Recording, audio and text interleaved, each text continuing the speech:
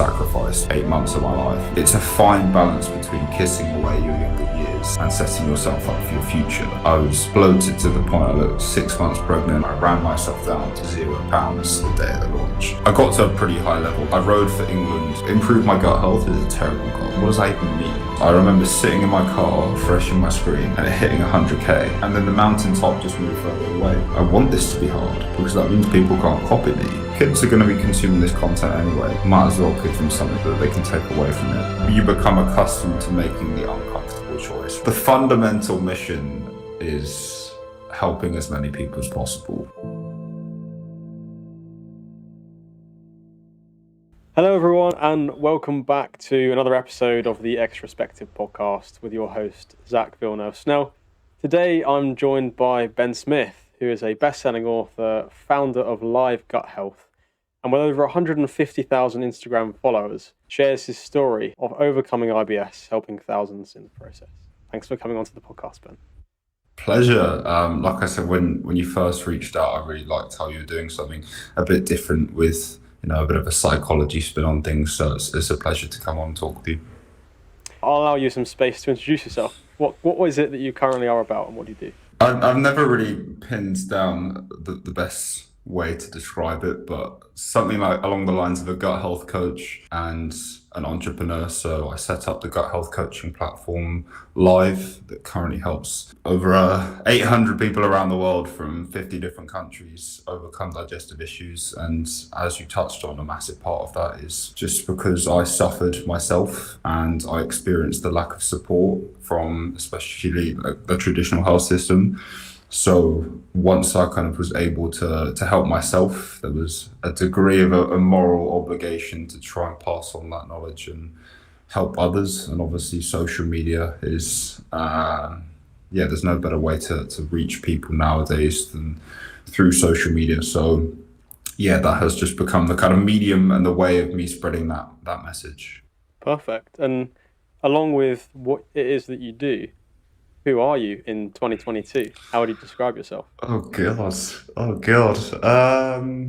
Good question. I think half of my time is spent just kind of solving problems at the moment. Where we're at with the coaching platform, it's very much a case of just making sure that everyone that comes to us that has put their faith in us just gets the level of support that we feel that they deserve. So it's always a balancing act between trying to incentivize and bring people on board, making sure that we've always got a lid on things so that everyone's getting the right level of support from us. But fundamentally, a lot of my time now is just spent in front of the laptop and either creating or researching or producing in a way. Once the kind of coaching platform was set up, my day is just spent creating. So I'm as much a creator as I am a kind of founder as I am a coach. So having said that, more and more now I spend a lot of my time just working one-to-one with people. So I'm very much someone that has always been passionate about getting the most out of people or a person or a human being. So for me, as time goes on, I find that more and more interesting, and that's why this really is kind of a passion for me. It's something that I get a great deal of fulfillment from, just trying to help people become the best version of themselves. So there's kind of a lot of different angles to come at what I do, but I think in order to be a creator as a whole, you have to wear many different hats. You have to kind of be good at lots of different things, as you'll probably know yourself. When you're starting something, you have to do the editing, the video, the production, the copywriting, the social media. So it's a case of being a jack of all trades, but trying to at least be a master of one or two, which gives you a bit of a niche to go down. So that's a bit of a broad summary. And I'm sure we'll delve into the specifics of what that looks like and how that's come about in more recent years. But if we rewind all the way back to Ben, maybe 15 years ago, maybe 20 years ago, when you were a child, what were you like, and what was growing up like? Growing up was hard. I'll be honest. I'm not going to claim I went through, the hardship that I'm sure many people face. But I think for me, finding my place in the world, finding my voice wasn't something that came necessarily naturally. I was an extremely shy kid. My parents and my family used to kind of joke that I could sit at the dinner table with family there, 8 people there, and I wouldn't say a word the whole meal. And that just came naturally to me. I just felt like I didn't really have anything to say in that moment. And in a way, a part of kind of the place I found in the world was just through observing and listening and thinking. I think a lot. I think my dad always says that that's my greatest strength, but also my greatest weakness is just how much I think about things. So yeah, that's kind of what my childhood looked like. Just I've always naturally kind of been someone that spends a lot of time by themselves. I feel comfortable spending time by myself. Not to say that I'm not a very social person, but that's just something that kind of comes naturally to me. I can go periods of time without kind of being around people and feel kind of completely comfortable with that, which probably facilitates the work that I do now, because as an entrepreneur, you have to spend a lot of time by yourself. It's a relatively lonely road. So yeah, I think I always used to be quite creative though. When I was a lot younger, I had an art scholarship in school, but I think the way that the education system kind of teaches and assesses art, I kind of lost a bit of the love for it as time went on, and it became more about how you documented your art than the art you created. So as a whole, like I said, just a case of me figuring out and finding like my voice and what I was passionate about. Is the way I would kind of describe my earlier years. It's interesting to hear the quite distinct parallels between where you find yourself now in a fundamental sense of being a creative type, but being quite isolated, I suppose. Do you think there was anything in particular about potentially family influences or friends, or how you kind of interacted with friendship groups when you were, let's say, the upper ages of primary school going into secondary school? Yeah. So my dad lives in France. So he's my dad's always lived in another country. And so I've grown up with my mum and my brother. And so I was, yeah, spending a lot of my time just tripping from one to another. When I was a lot younger, every school holiday was basically where I'd go to France, be with my dad during the school period. I'd come back, I'd be with my mum. So yeah, I've got a good relationship with my brother. Obviously, growing up with my mum, a very, very strong relationship with her as well. And I think sport was just a massive part of my life in those early years as well. I think I remember I used to have all sorts going on at this age. I used to have kind of like problems with how like aggressive I was in a way. Like I was very like a quite like heated person as a kid. I remember way back in like, oh God, in nursery, I remember being like sent home because I think I bit someone on the arm or something like that. This is when I was like 3 years old. So I actually started playing rugby and started investing myself in sport, which was a great vice for me to, let some of that emotion out. I'd say now I'm a much more controlled person. But yeah, in primary, secondary schools, sport and kind of being relatively creative was just kind of what came naturally. I wasn't academic at all.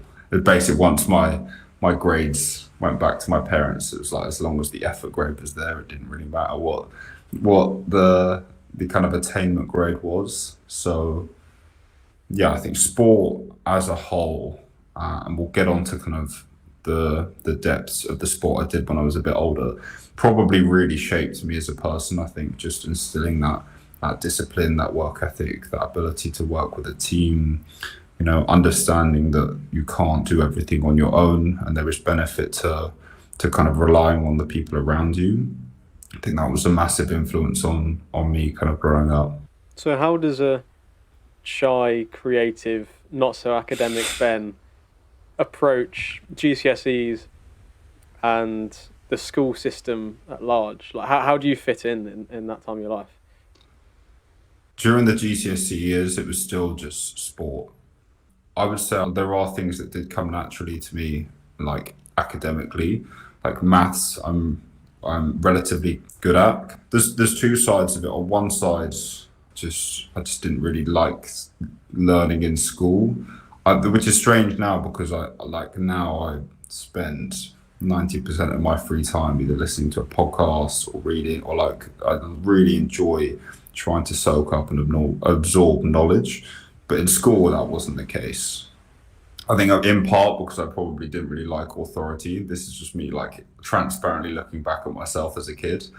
Didn't really like being told what to do, part of it. And then on the flip side, like I said, my interests were just elsewhere, and I think I just had a lot of maturing to do. It wasn't really until I kind of matured that I was able to channel my interests.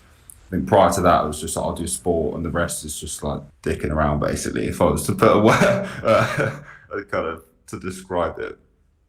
So yeah, I was quite like mischievous, but as GCSEs came around, I kind of just floated through them and wasn't really that fussed.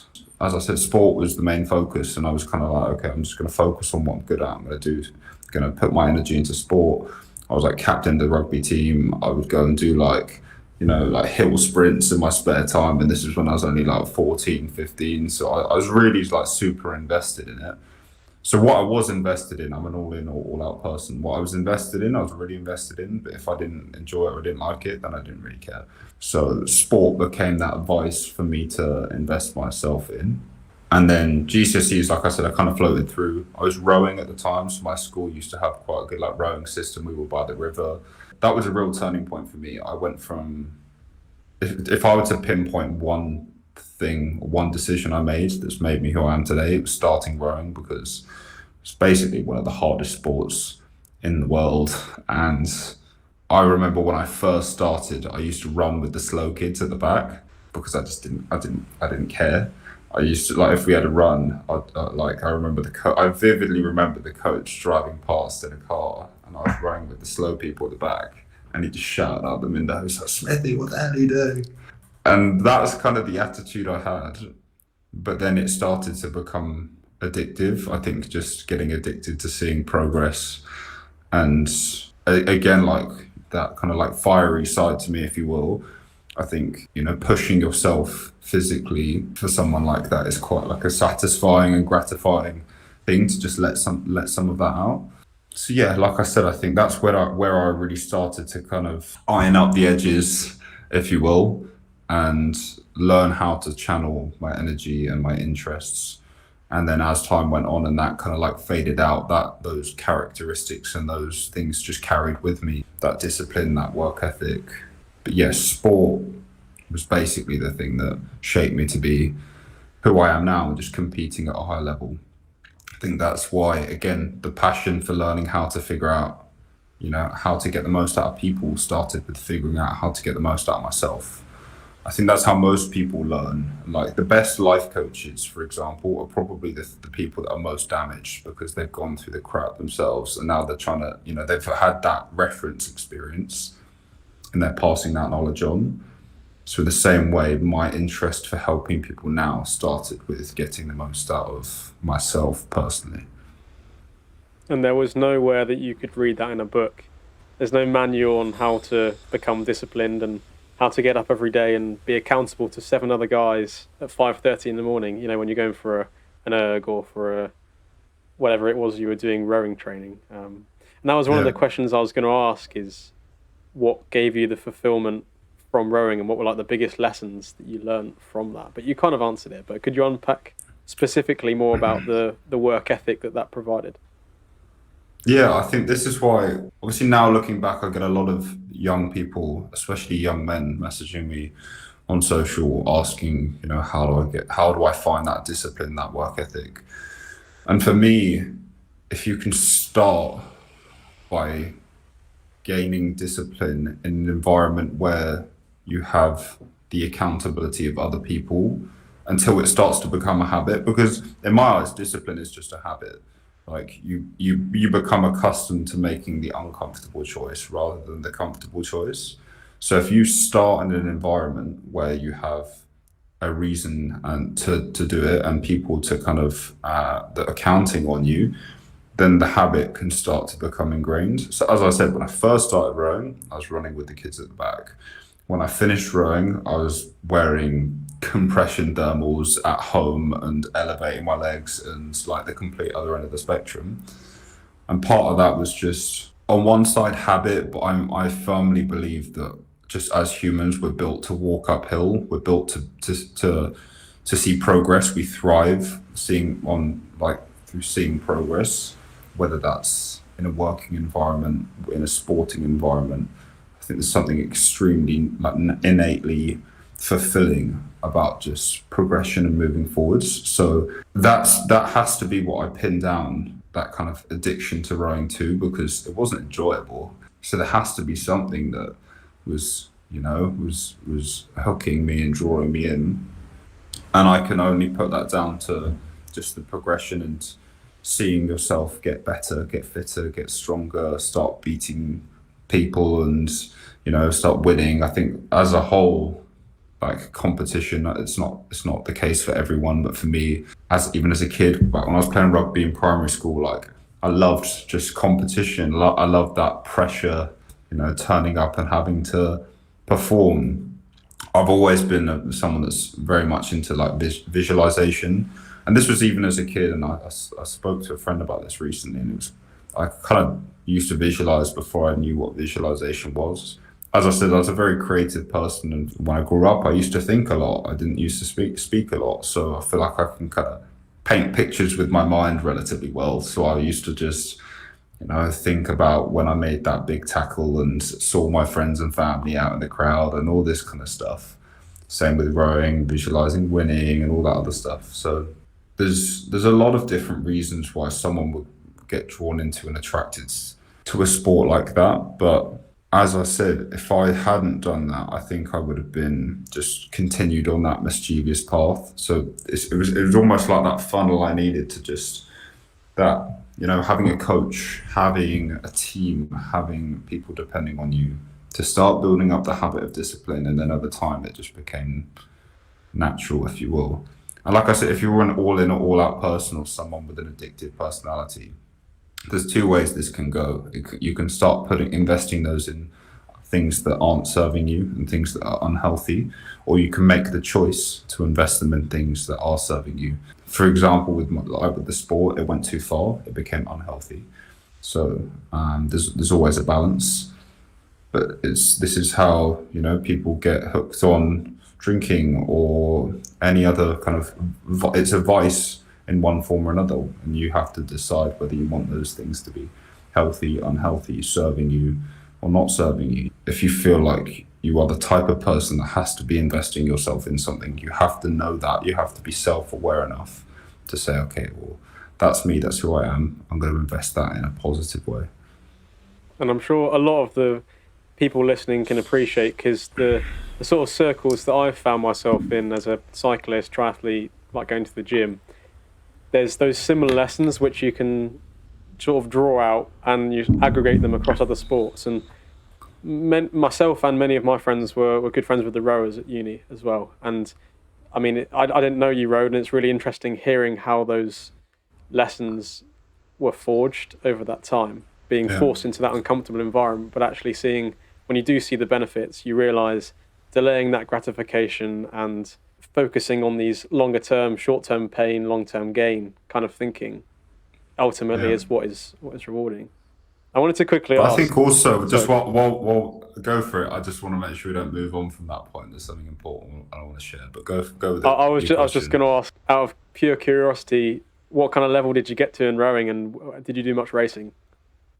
I got to, when I was like 17, 18, so this is the end of what you'd consider your junior years. I got to a pretty high level. To give you, well, I rowed for England. This was back when I was 17 or 18 at the time. And basically, and this kind of ties into what I was going to say anyway, the 3 or 4 years I spent rowing were all kind of building up towards one dream of mine, which is to win Henley Regatta and to kind of row for Great Britain and all this kind of stuff. So I spent kind of 3 years working towards that. Once I did kind of start taking things seriously in my final year, which was kind of the culminating year, this is when it was all supposed to happen. This was when I learned a lot about to be honest, some of the lessons that I pass on to clients now are lessons that I learned the hard way in that year, because there was an enormous amount of pressure and expectation, both on myself, from friends, from family, and the start of the year was going like perfectly well. Basically, I got sick. I got really sick, and I was, doing well in trials. I was in the top boat. We won British Championships at the start of the year, and then I got sick, and to the point I had to stop rowing. And I was going to the doctors. They were doing all sorts of health checks because my white blood cell count was so high. They were testing me for bone marrow disease, leukemia, like to that extent, which I knew I didn't have. Well, I hoped I didn't have something like leukemia, but it's still worrying when they say they're taking these tests and it takes a couple of days to get the results back. You still do get concerned, but I'm utterly convinced that that was a result of what was going on in my mind, and also the amount that I was pushing myself. Like when you push yourself too hard physically, it does get unhealthy. It's like your body cannot sustain that much load and that much stress. But I still think mentally it had as much of a part to play. And this was a crazy lesson for me because I took time away and I recovered. And at this point, I was like seeing, my friends go on without me, seeing the dream kind of pass away. And I wanted to quit. And then I decided, okay, I'm just going to carry on, but with like just do it for fun, not like absolutely no expectation. Like I'm not even going to try and race at the end of this. I'm just going to go back, have fun with my friends, and enjoy the process. And I ended up performing better than I ever have in my life because I was happy and I wasn't stressed out and there was no pressure. And I started doing better than I was before, which was just nuts. So I got my kind of improvement curve once I came back was astronomical, and it was a massive, massive lesson for me just how far being in a good state of mind can take you, especially physically. I think a lot of people don't fully appreciate the power that your mind has on your body. And now this even down to the point with clients now that I say there is a point at which being too healthy becomes unhealthy. And a massive part of that is because of the stress that comes with it. So everything, like a lot of healthy choices come at the cost of stress, or, let's say if you're intermittent fasting and you decide you're not going to eat till 2 p.m., but you spend from 10 a.m. to 2 p.m. with your mind closer to the fridge than you do on your day, then it starts to become unhealthy, regardless of what it says on paper or in the research about how healthy fasting is. I can categorically tell you that it's not going to be good for you long term if that's the way you live and lead your life. And even down to, giving up sugar or foods that are quote unquote unhealthy for you. If you say no every time and you let those cravings linger in the back of your mind and you never address them, there comes a point at which, just having the Reese's Pieces and getting on with your day would have been healthier for you, because the stress in your mind is eating away at you, and that manifests in your physical being. So it's not me just saying like it could be unhealthier for you. It actually is unhealthier for you because of your mental state.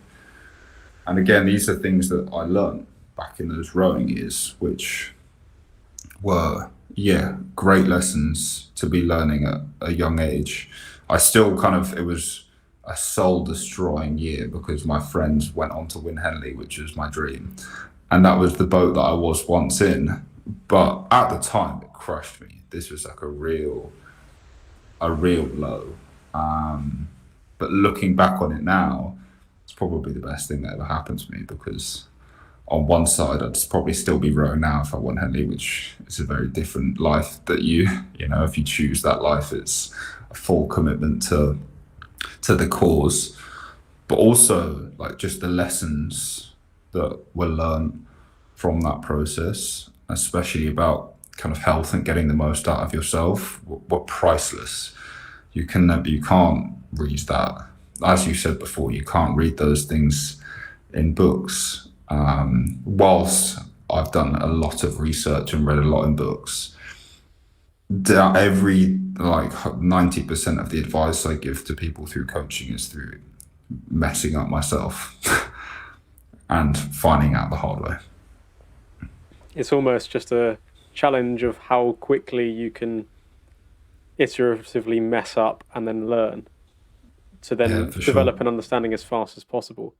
It's interesting you Mm. mentioned about the balance and the sustainability and getting yourself personally to a healthy, happy place from which then to operate in any capacity, really. It's not just with the rowing, but you get yourself to a place where you are able to be the most effective athlete you are, rather than Mm. stressing too much on the marginal gains of hitting your macros precisely right and sleeping for an exact number of hours per night, which, in theory, as you say, you tick the boxes of doing these things. But if you're over worrying about it, then obviously your cortisol's going to be through the roof, and all these other processes which I don't know.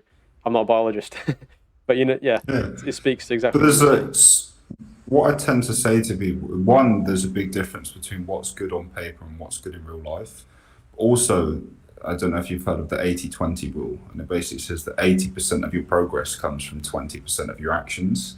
So if you focus on those, those 20%, which are basically the basics, if you do the basics and you do them well, then that will give you 80% of the progress. But if you spend too much time, effort, and energy on the 80% that only gives you those marginal gains, and that comes at a cost of the stress and the pressure and all of that kind of stuff, you end up making less progress than you would have otherwise because it starts to compromise on the basics. It's like if you were to just turn up to the gym 5 days a week and nail your workout, that would take you much further than if you started focusing on the small marginal gains to the point that you miss one workout a week. You're now compromising on the 20%, the basics, the fundamental stuff that's helping you make progress because you went too far with the marginal gains.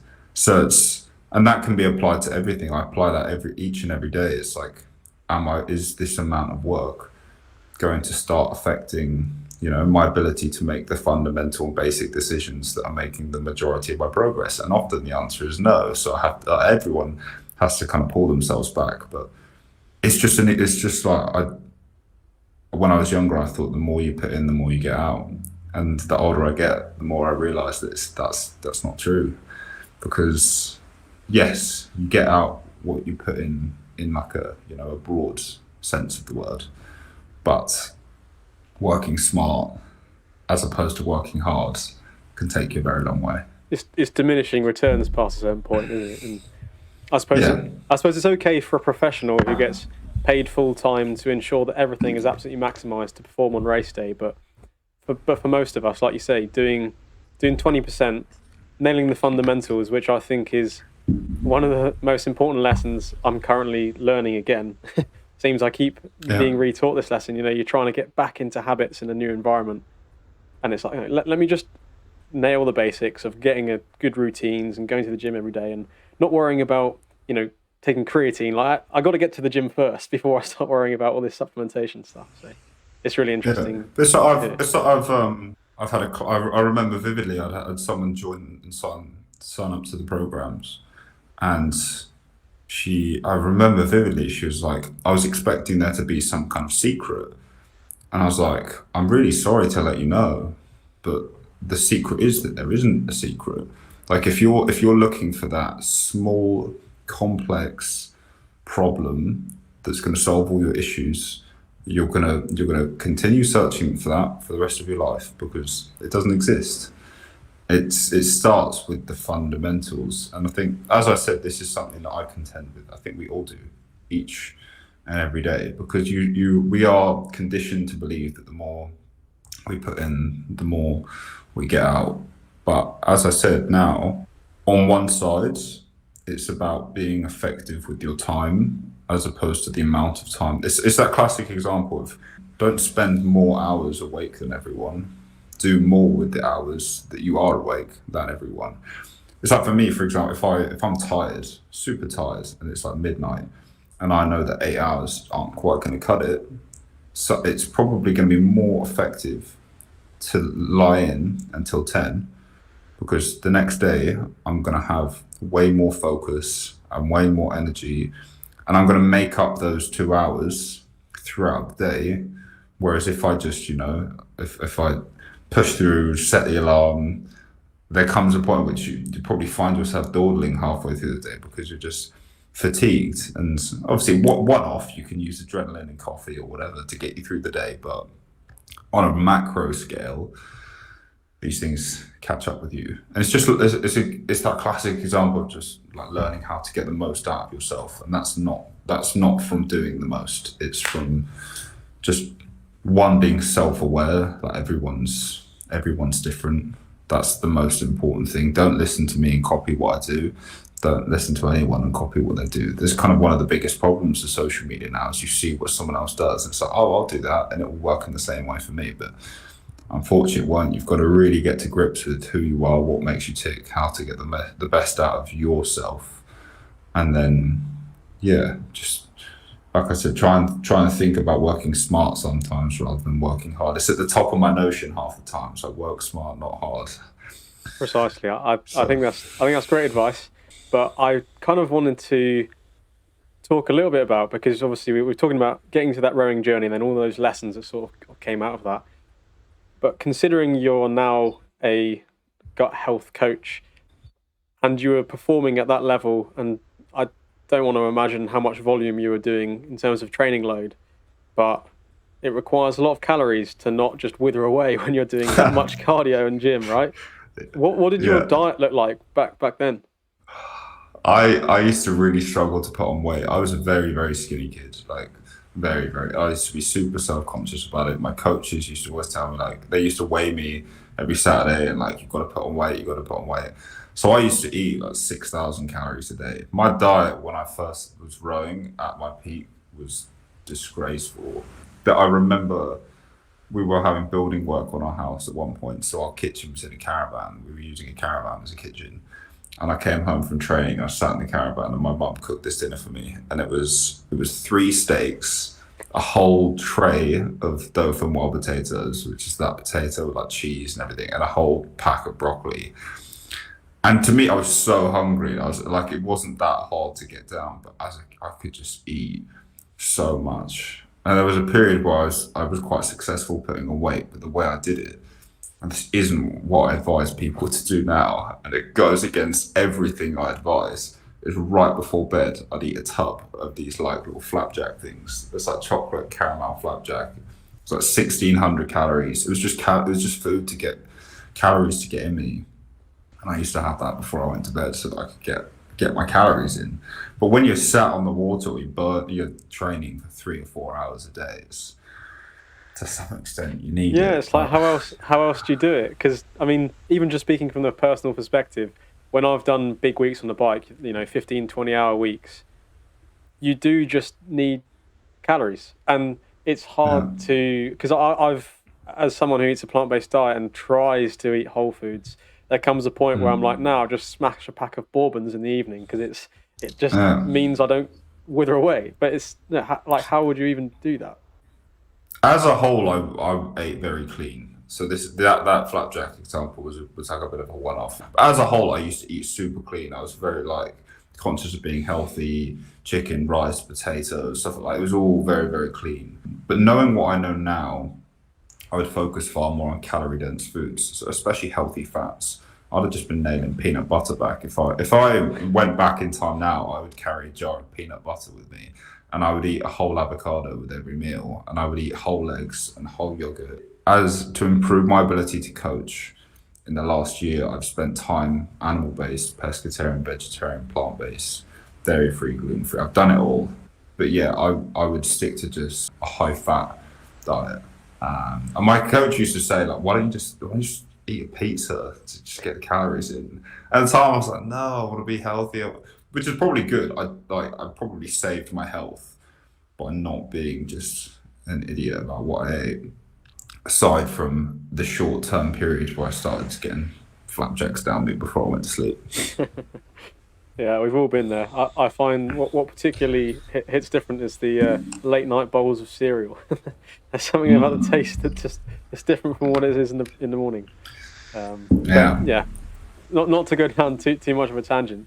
If we take a look back at your sort of personal life, it then comes to a decision, I suppose, post A level. You've done the rowing, and as you mentioned, you were maybe fell ill and got back to a good level, but didn't do the Henley. So I guess that route in terms of becoming professional, was that when that sort of closed the door and you chose uni? Where was that decision?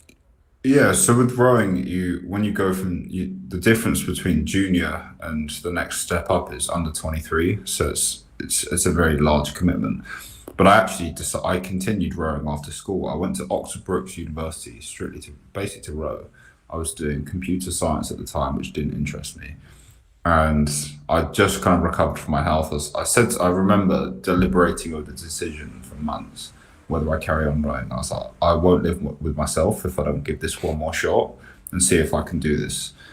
But even still, my health was just suffering. I was getting tonsillitis my health was this year, coming back to, like the psychology of things, and the biggest lessons that I've learned, having seen my friends kind of achieve what was kind of my dream, and that being a very basically depressing period of my life.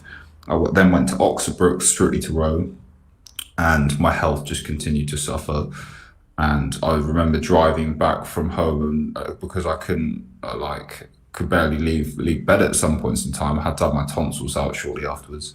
So I dropped out of Oxford Brookes the day before I was going to be charged tuition. Basically by coincidence, I went into the student office and I was like, basically, like, get me out of here. How do I leave? And they're like, we need to do this today, otherwise you're going to get charged tuition. So thank you, whoever looked over me by forcing me to go that day. But then I left university, and this is a really important part of my life to talk about, because like we can talk about the good stuff now, but these years was where it was all made. Is it sort of 1920? Yeah, 18, 19 into 20. So dropped out of Oxford Brookes, and this is where I was hit rock bottom. I'd just gone to university, quit rowing, health was atrocious, had to get my tonsils out. Had absolutely no idea what I wanted to do. A levels weren't any good. It was like, yeah, that is what I would consider, aside from when I had IBS, rock bottom. It's a different kind of rock bottom to when I had IBS. But yeah, digging myself out of that hole was an interesting one. I did a gap year. I did a ski season and just went like bananas. I think because obviously when I was rowing, I didn't socialize at all. This was like a really fun, and I have a lot of fond memories from that gap year. It wasn't like, I needed to just escape. And that's what it was. It was escapism. It was just escaping the world and going into this bubble that was, filled with pleasure. And like I said, that was a great experience. That really opened me up socially. I was working behind a bar, so that's where I started to get a lot more social. I remember turning up and I was just worried about even speaking to people. But then you work long enough behind a bar where you've got to speak to people, and then you've got students and parties and all this other kind of stuff. You get used to it when you throw yourself in at the deep end. But then I retook a lot of my A levels during that gap year. So I flew home from the gap year to do an interview at Manchester University. I was redoing my A levels whilst probably wasn't in the best frame of mind. But obviously, I came back and had a couple of months to fully prepare. But I retook them and just got enough to go to university in Manchester. Then did a foundation year in Manchester, and then basically kind of crawled my way up from there. But it was, like I said, I always have to remind people that what you see now is half the story, because you think that in just the space of a couple of years, it was the situation in my final year of rowing, which was soul destroying, going to a university, dropping out, tonsils out, health was atrocious, gap year, redoing my A levels, doing a foundation year, just to get onto a course at university, and that was like ground zero. So this is like, not to kind of blow it out of proportion, but this is where you learn a lot in those tough years. And that's why I have absolute empathy for people that are that age, because Like, you don't have anything figured out. No one does. Well, some people do, but most people don't. Like, you don't have any clue what you want to do. If you told me back then that I'd be a gut health coach, I'd be like, you're bananas, mate. So yeah, it's important to remind yourself that most people that have been successful, I'm very much someone that likes to study people that are successful. I think it's really interesting. And most of them have been through hardship in one form or another, and that's what shaped them to be who they are now. And so you go through all that testing time, all the lessons that you've learned during that period in your life, but you finally made it. You get onto a course, and if I've done my research correctly, it was mechanical engineering. What was the uni lifestyle like? It was good. That gap year kind of continued into my foundation year. I just continued the fun. And behind the scenes, the problem was I wasn't dealing with what was going on internally. So I think I was decaying away on the inside and also kind of mentally, because I was just, going down the path of escapism by just having fun. And then I had a rude awakening when, at the end of the foundation year, basically, if you didn't pass the foundation year, you didn't get onto the course, and there was no retakes. You had to do it. And I got my results back. In the summer afterwards, and they said I failed. And I was like, oh my God, my life is over. What have I done? And I looked through the grades, and I found that there was one grade missing. And I called them up. I was like, what's going on here? There's a grade missing. And they went through all the coursework papers, and they found one without a name on it. And they sent me a photo, and I was like, it's mine. I was like, it's mine. And thankfully, by the gift of God, or whatever you want to call it, they marked it and they added it to my grade, and it got me over by like 1%, maybe even less. It just scraped me over. And that was when I sat there at home. I was like, you've just been given a gift. Like this, that was your warning shot. I'm not gonna swear on your podcast, but you'll know what word I'm gonna say, because there's only so long you can go on that path before it actually starts to become destructive. So I'd had my fun, and that was a very conscious decision to sort myself out. So I started going to the gym, investing myself in my health again. I was already going to the gym before, but like seriously going to the gym and getting back to kind of what was still very familiar with me, which was, looking after myself and focusing on improving myself.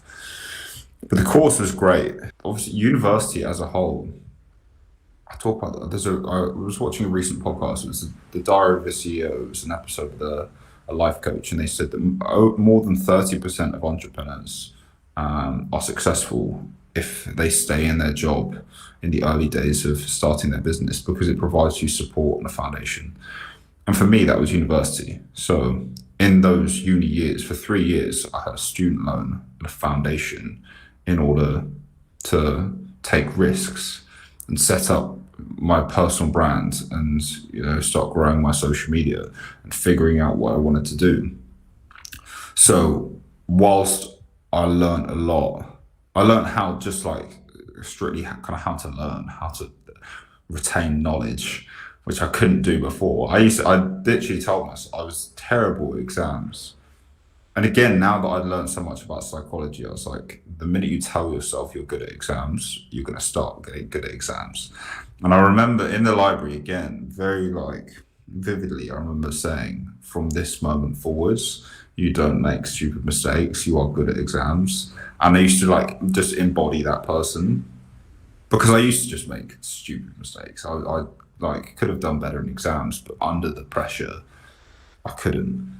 And from that moment forward, exams started going well. I got a U in mechanics at A level, and then I had a mechanics exam at uni, and I was like, this is your shot to just prove to yourself that you can do this. And ended up getting an A there. And it was like, that's when the confidence started to build, that, things were kind of more within my control. But yeah, obviously, at some point during that was when COVID happened in the latter years, which is a whole other topic in itself, and I'll let you lead the conversation because I don't know where you want to go there. No, it's interesting to hear how, when you sort of rediscovered the lessons that you'd learned from pushing yourself physically and the challenges of rowing, you were then able to pick that back up with the gym. And then because that becomes your mindset, you can then apply that to university and studying. And I really like what you picked up on there about the life coach on Diary of a CEO, where he says that you stay in your job or university. And that's something I've definitely found. Not that I'm as successful as where you got to, but when I talk to people about various things that I've tried and failed in the last couple of years, when people are going out partying and living it up, or maybe just cruising through university, for me, it's an opportunity for 3 years or 4 years if you do a placement or whatever you're doing. It's an opportunity to try and fail many different things on the side because you've got so much free time. You've got a student loan, which obviously it's means tested, it can be quite unfair, but it provides you with that opportunity whilst you're figuring things out, not just to take the narrow straight path to the end of the degree and then straight into the job. Like it allows, especially if we're going to link things back, it allows a creative type like yourself to experiment and, like you say, build your personal brand. And when I was 21, like if we met when I was 21 and you were 21, you'd be way ahead of where I was. Like you've got a podcast, you know, you're on the straight and narrow. When I was 21, I was still at the pub getting pissed up and I didn't really care. Like, so I think it's important for people to not, just as a whole, not, this isn't directed at you, but as a whole, not compare yourself to where you are in your journey compared to others, because, you know, everyone has their time. And sometimes I firmly believe that if you're not in a certain position in life, it's because there's a hoop that you've got to jump through that you haven't jumped through yet. There's a lesson that needs to be learned before you are ready for what's to come. And that's why you can find day to day in business, there comes a time where the business stalls and it's because you're not ready yet. There's something that has to take place before you are prepared and ready. So the second point that I wanted to touch on is just the time that it takes to build the right foundations, whether it's for a personal brand or for a business. And I know I found personally that you can picture it kind of like a slingshot. The more time you give yourself to pull back the slingshot, whether it's through building your skills, you know, setting the right, like solid foundations, developing an audience through social media, the harder and the longer you can pull that back for before you set up a service or a business or something along those lines, the further that business has the potential to go. So that's where, once again, coming back to that foundation that you set yourself up with, if you can do that when you've already got a job or you've got, you know, a student loan and a degree, the risk is far, far lower, because you can't, if you have no money and no way of paying the bills, you can't just be, you know, reading books and doing stuff for free. Like I posted content on social media for 3 or 4 years without making any money from it, nothing. And I couldn't do that if it was if I was only able to make a career of it because I had the foundation of a degree and a student loan that allowed me to post for free for 3 or 4 years, so that when I got out, I could make something of it. So it's like, whilst I think that it's really important to note that there's two sides to the argument, whether or not you go to university. It's very person to person dependent, and that's really kind of important to state. But if you're not sure, either getting a job or a degree that has broadly applicable skills, so it's not super specific. If you pick a super specific degree, you're kind of like, you know, you're narrowing what you can potentially do with it afterwards. But if you pick something broad, psychology would be a great one.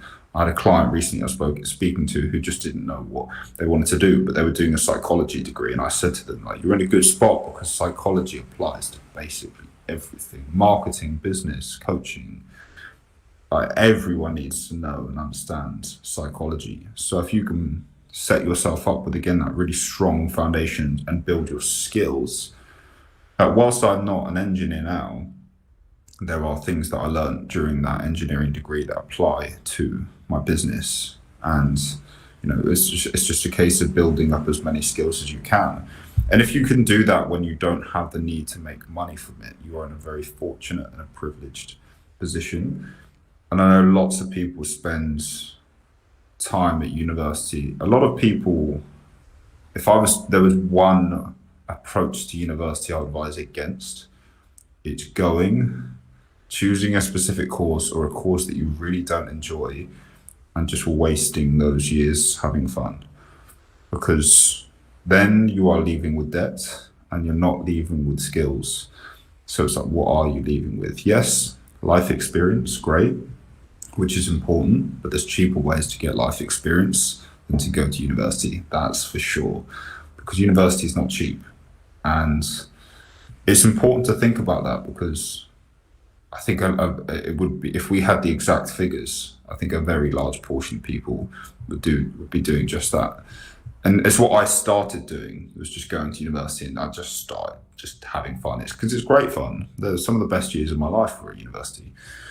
But if you're someone that's listening and you're driven and you want more from life, use the years that you have whilst you're young, because I speak to a lot of people that don't have that opportunity anymore. They've got kids, they've got a family, they're getting what they feel like is older. My metric of old is a lot different. It's very different to what most people's is. I think that if you're in your 30s, you are not old. That's for sure. But people feel like life's getting away from them. But if you're in your early 20s, you will kick yourself when in 10 years time if you didn't realize how much of an opportunity you have. Because for most people, not for everyone, like if you are privileged enough to know that you're never going to run out of food, that one simple fact, whether it's through your family or you can just go back home and eat with them, or if you are privileged enough to know that you never have to worry about running out of food, then use that. You have a platform to take risks, because you're never gonna, you're not gonna starve. If you are in a position where you're having to fight for your life, like, it's important to understand the demographic of the people listening. The likelihood is the people listening, for the most part, aren't going to be that person. But if they are, it's a completely different situation, and I don't want to undermine that. But having said that, if you are in that position, understand and realize that there's never going to be a better opportunity. That's why for me, it's always a balance, because your younger year, I think Alex Hormozy, I don't know if you can see his content, basically said, when I was 20, all I wanted to be was a millionaire. And when I was a millionaire, all I wanted to be was 20. So it's a fine balance between kissing away your younger years and setting yourself up for your future. But I think if you are going to set yourself up for your future, there is no better time to do it than when you're young and when you don't have as much responsibilities. So whether you do that through a job or through university, that's personally the path that I would recommend. It's probably one of the most common questions I get asked. So I thought it was worth us hovering here to answer that. And for you yourself, in the origins of building your personal brand, how did the beginnings of the skills required to produce content, whether it's short form content on reels with cameras, cinematography, script, copywriting, that sort of skill set, which obviously your creative temperament lends itself towards that. But how did you first start picking that up, and what was the spark that led you to begin? So as we kind of started on, the creative side of things came naturally to me. I remember when I was rowing, I used to make a rowing video for when we used to go on like a training camp. I bought a GoPro, especially when I was sick. I made a video because I was on training camp and I couldn't row. So I had a GoPro and I made a video. So like editing kind of came relatively naturally to me. And a part of this is like what I find comfortable on social media now is not speaking, is editing a video where I don't have to speak to anyone. I can go back to my naturally quiet, introverted self, edit my video, post it, and yeah, exactly, and just send it out and provide value for people. The speaking side of things is something that I've worked on tirelessly for the last 4 years. So it's a case of like leaning into my strengths and trying to, bring up my weaknesses. But I don't know how deep you want me to go with just how this all kind of came about, but I made a decision basically the year COVID happened. I decided, because there's too much to cover. So I had basically, it's probably best to start with that, my journey with IBS, So because when you first started developing IBS, was that in tandem? Like, did you not create the personal brand before that, or did it just transform into that? so this is where the two kind of coincide. So Okay, I was posting on social media prior, but when I got IBS, I used to have like 10,000 followers on Instagram. So I used to, and I'm not on any other platforms. And this is when in a period of time where it was probably a bit easier to do that.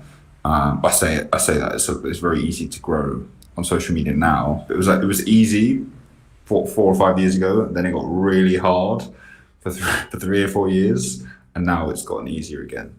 But I basically developed IBS when I had like a bit of a personal brand, like 10,000 Instagram followers. But and that was was that pretty just much it. sharing your advice on various A mindset lot of topics? that was talking about just health and well-being. I also used to, and I kind of like not feel a bit not ashamed, but I used to model back when I was in uni, and this was basically in part uni's just expensive, and I like if you don't have support from people, from family, like it doesn't even cover your living costs in a lot of cases. Like my maintenance loan didn't cover my rent and my so I ended up just through like it's that's a story for another day. But I ended up modeling, so I was posting a lot of like creative content as well. Whether I if even if I was like on a shoot, I was like training a lot, so it was kind of like all kind of tied into one. Just the nutrition and exercise side of things. A massive part of that was just getting in good physical shape, and then that led to other content. So it was kind of that was kind of along the lines of what I was posting about. That was a path that wasn't meant for me, and I kind of knew it wasn't meant for me anyway. It was just a stepping stone, really. But it's kind of important to touch on that point, like a massive part. That really did prepare me for being able to be in front of a camera. That's definitely a skill that was learned in that kind of phase of my life, and then IBS happened, which, to be honest, I talk about IBS on a lot of podcasts and a lot of videos and all my social media content. It's all I talk about all day. So I might as well just give you like the short story so that people have context, but I don't think it's necessary for us to deep dive into it here. Basically, I developed a bit of what you could consider like a minor imbalance. Like for the first time ever, I had like bloating, and I was in Turkey at the time. I was away, and this kind of developed while I was there. Wasn't really sure what was going on, but it was super mild. I came back and saw the doctors about it, and they basically gave me an extended course of antibiotics. The specific antibiotic was called metronidazole, and the doctor said like, "Oh, your symptoms are pretty persistent. I'm going to give you an extended course, so 10 days instead of 7 days." And yeah, long story short, it really messed me up. I kind of went against my better judgment. Everything I kind of read and saw told me not to take them, decided to take them. And within the space of a matter of days, I was bloated to the point I looked 6 months pregnant. I had eye floaters to the point I couldn't see. My skin was irritated, so I couldn't sleep properly. I was like super scared. And I thought, okay, when the antibiotics stop, this is going to wear off. I was sleeping 16 hours a day. It literally knocked me for six. But in my head, I was like, okay, it's just for the course of the antibiotics. I was advised not to stop them because you're advised not to stop them. And then yeah, once that was said and done, the damage actually was kind of not irreversible because I did reverse it in a very long period of time, but short term, like the damage was done. And I went back to the doctors, and the original doctor who prescribed them wouldn't see me. He passed me on to a separate doctor. He was actually like in the doctor's cert, and I had an appointment, and he found that kind of like spoke to him on the phone, and then all of a sudden when I arrive, he's not the person seeing me anymore. And they kind of said, yeah, we're sorry this has happened. It looks like it's IBS. Here's a repeat prescription of laxatives for life. Kind of basically go away and mask the symptoms. And thankfully, as I said, I'm someone that's very passionate about health and well-being. I was pretty well informed at this time alongside university, because I kind of knew that I had two parallel paths, the engineering side and this nutrition side. So I was doing a diploma in nutrition on the side. So this is where I was kind of finishing up that. I was writing my book kind of in this period of time. I was well informed on nutrition and the nutrition space. And then this happened. So I was fortunate enough to be in a position where I was, had the tools to take an alternative approach. But yeah, like I said, that's really where, the story starts for Live, my coaching platform, because it really was a difficult thing to get through, especially when no one really understands. You're kind of led to believe there's no solution. It's a very tough spot to be in when you get a health issue and you're told there's no solution. And yeah, it really did compromise my life. Like I said, in that year of university, I was sat down in the library and I had eye float. I remember eye floats to the point I literally couldn't see. It made me feel physically sick, and I had to go outside and lay on the grass because I couldn't work, I couldn't see anything, and everything I ate, maybe like 6 months pregnant, it kind of like turned my life upside down. So then COVID rolled around and I decided to just go dark on social media and just focus on myself. So this was really, like, we'll gloss over this. This was the period where I actually addressed the issue myself through just a natural approach. If you want to find out more about kind of how I did this in my story, you can go to my YouTube. There's loads of content there so that we don't have to go into too much detail here. But yeah, that was again on the point of like, building up resilience.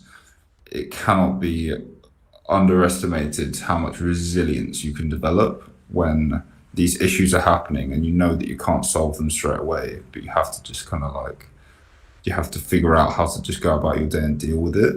And mentally, I think that definitely made me I feel like I developed a bit of an ironclad mind in that period of time. But also, again, just whilst we're on the kind of mindset discussion, what goes on in your gut affects what goes on in your mind, and what goes on in your mind affects what goes on in your gut. So there's strong research to say that issues residing in your gut lead to anxiety, depressive behaviors. So I had depression, but it was out of my immediate control because it was a result of a physiological issue in my body. So until I overcame the physiological issue, the psychological issue persisted and remained.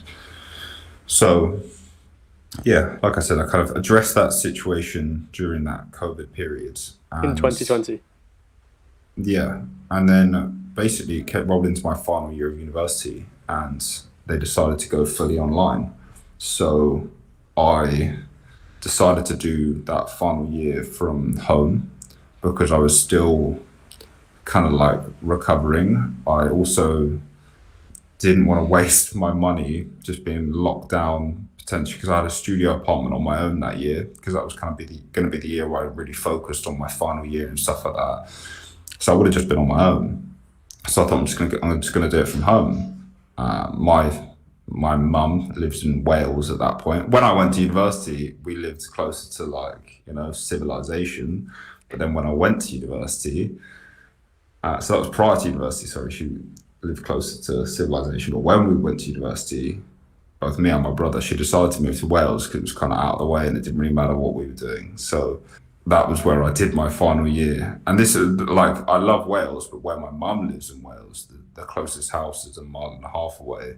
It's like to go to the shop, you've got to drive for 25 minutes. It's not like, haven't really met anyone my age. So nearby.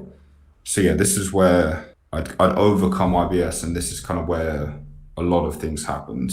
My social media, my book, the coaching platform, the end of my degree, like setting myself up a bit more financially. I've made a video about this. I sacrificed 8 months of my life and just worked 24 hours a day, 7 days a week, pretty much for 8 months. And just, that's where I was posting once a day on TikTok at the start of the year. So obviously a school year, a university year starts in September.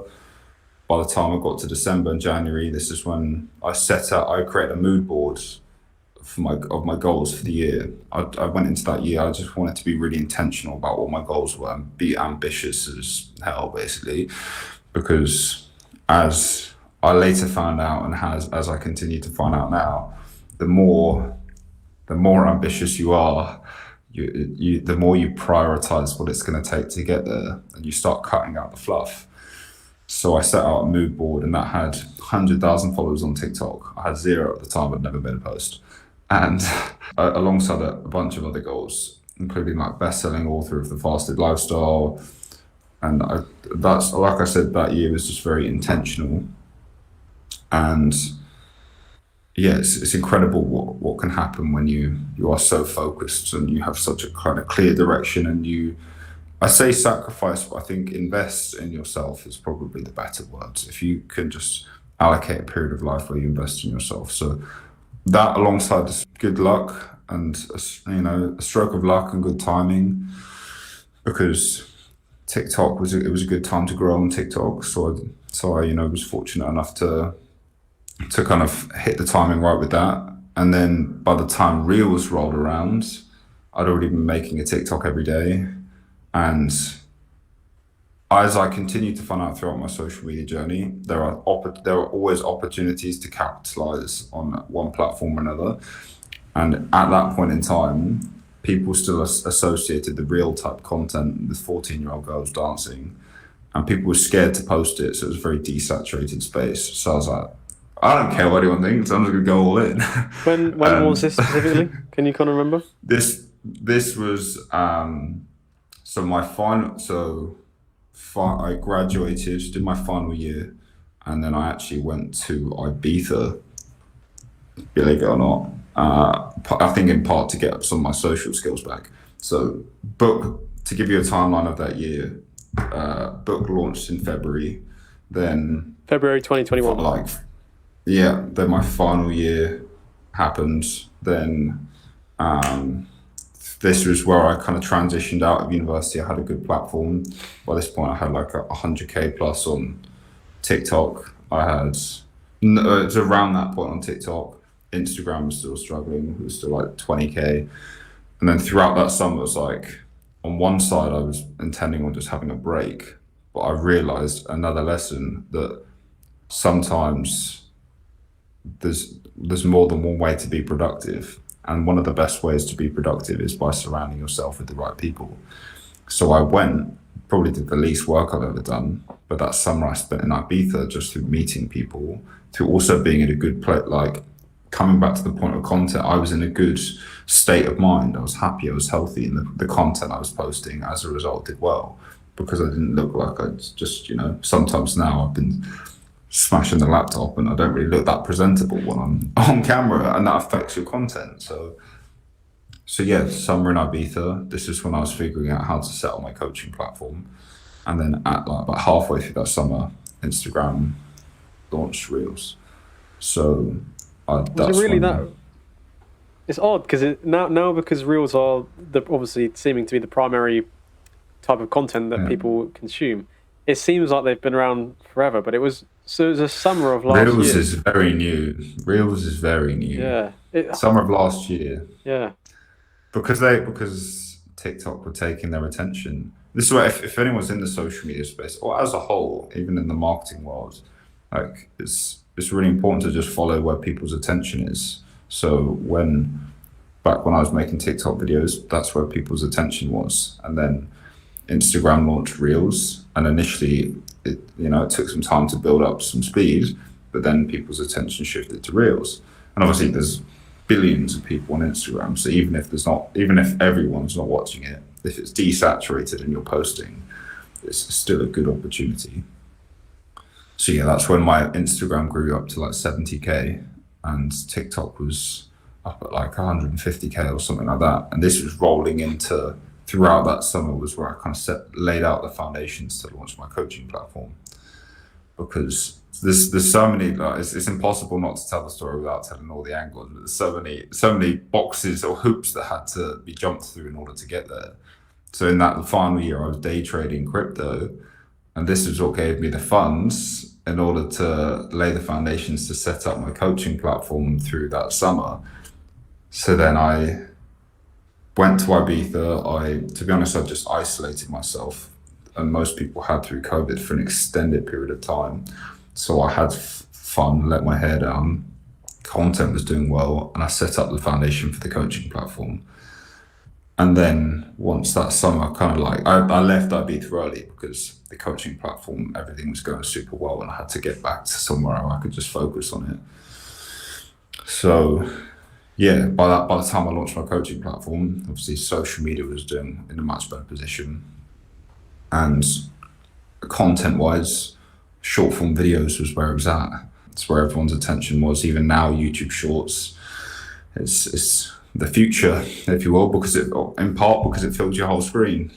Because there's, and I suffer with it daily. This is a kind of separate conversation that might be good to touch on. Is that a massive part of what social media is our next fix of dopamine, and the more of that screen that the content fills, the more dopamine.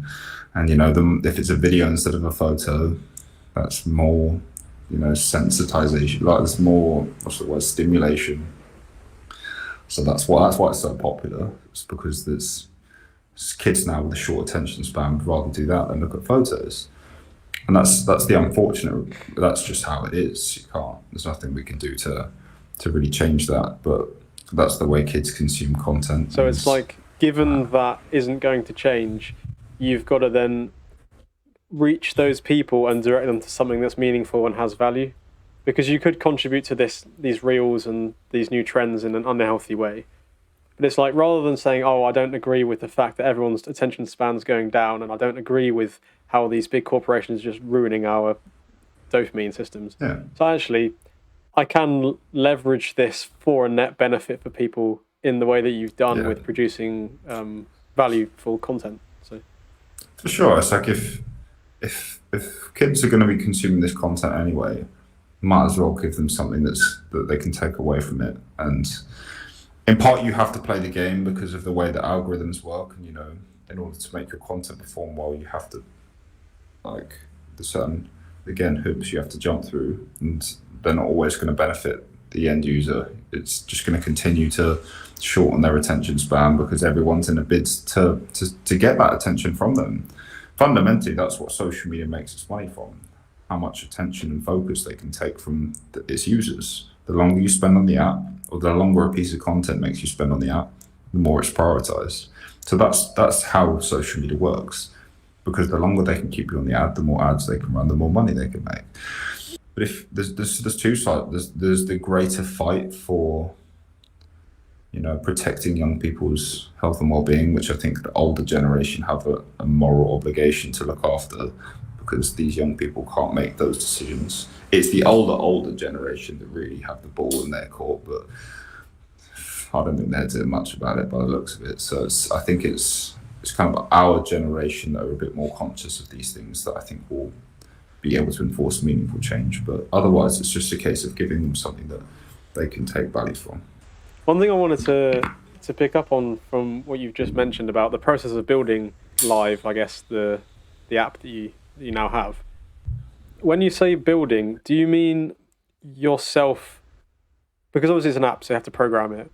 Were you contracting I'm not a out? developer. Yeah, okay, that was basically so you're using online platforms to basically get developers and sell them your idea, and then they obviously pay them to do that. Fleshing out what is an idea up here of drawing on your experiences of your struggle with IBS and kind of mapping it out as you've done, getting it onto paper, and then translating that into something real and tangible. What does that even look like?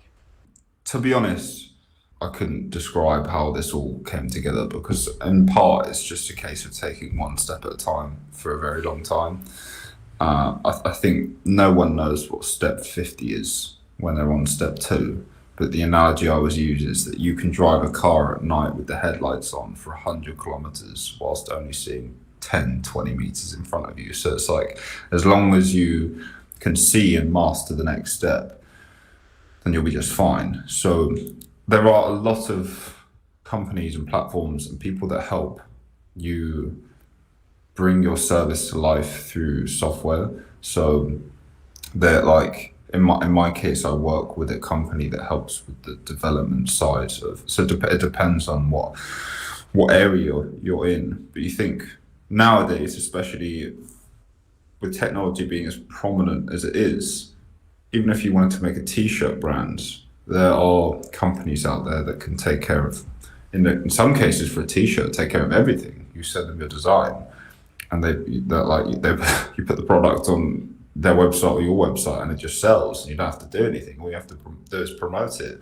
And So there is a everyone takes their massive, cut as they yeah, go up. everyone takes their cut, because this is where so many, with the rise in social media, there are so many content creators and influencers that don't have the means to make money. But if you can give them the means, then both of you can make money.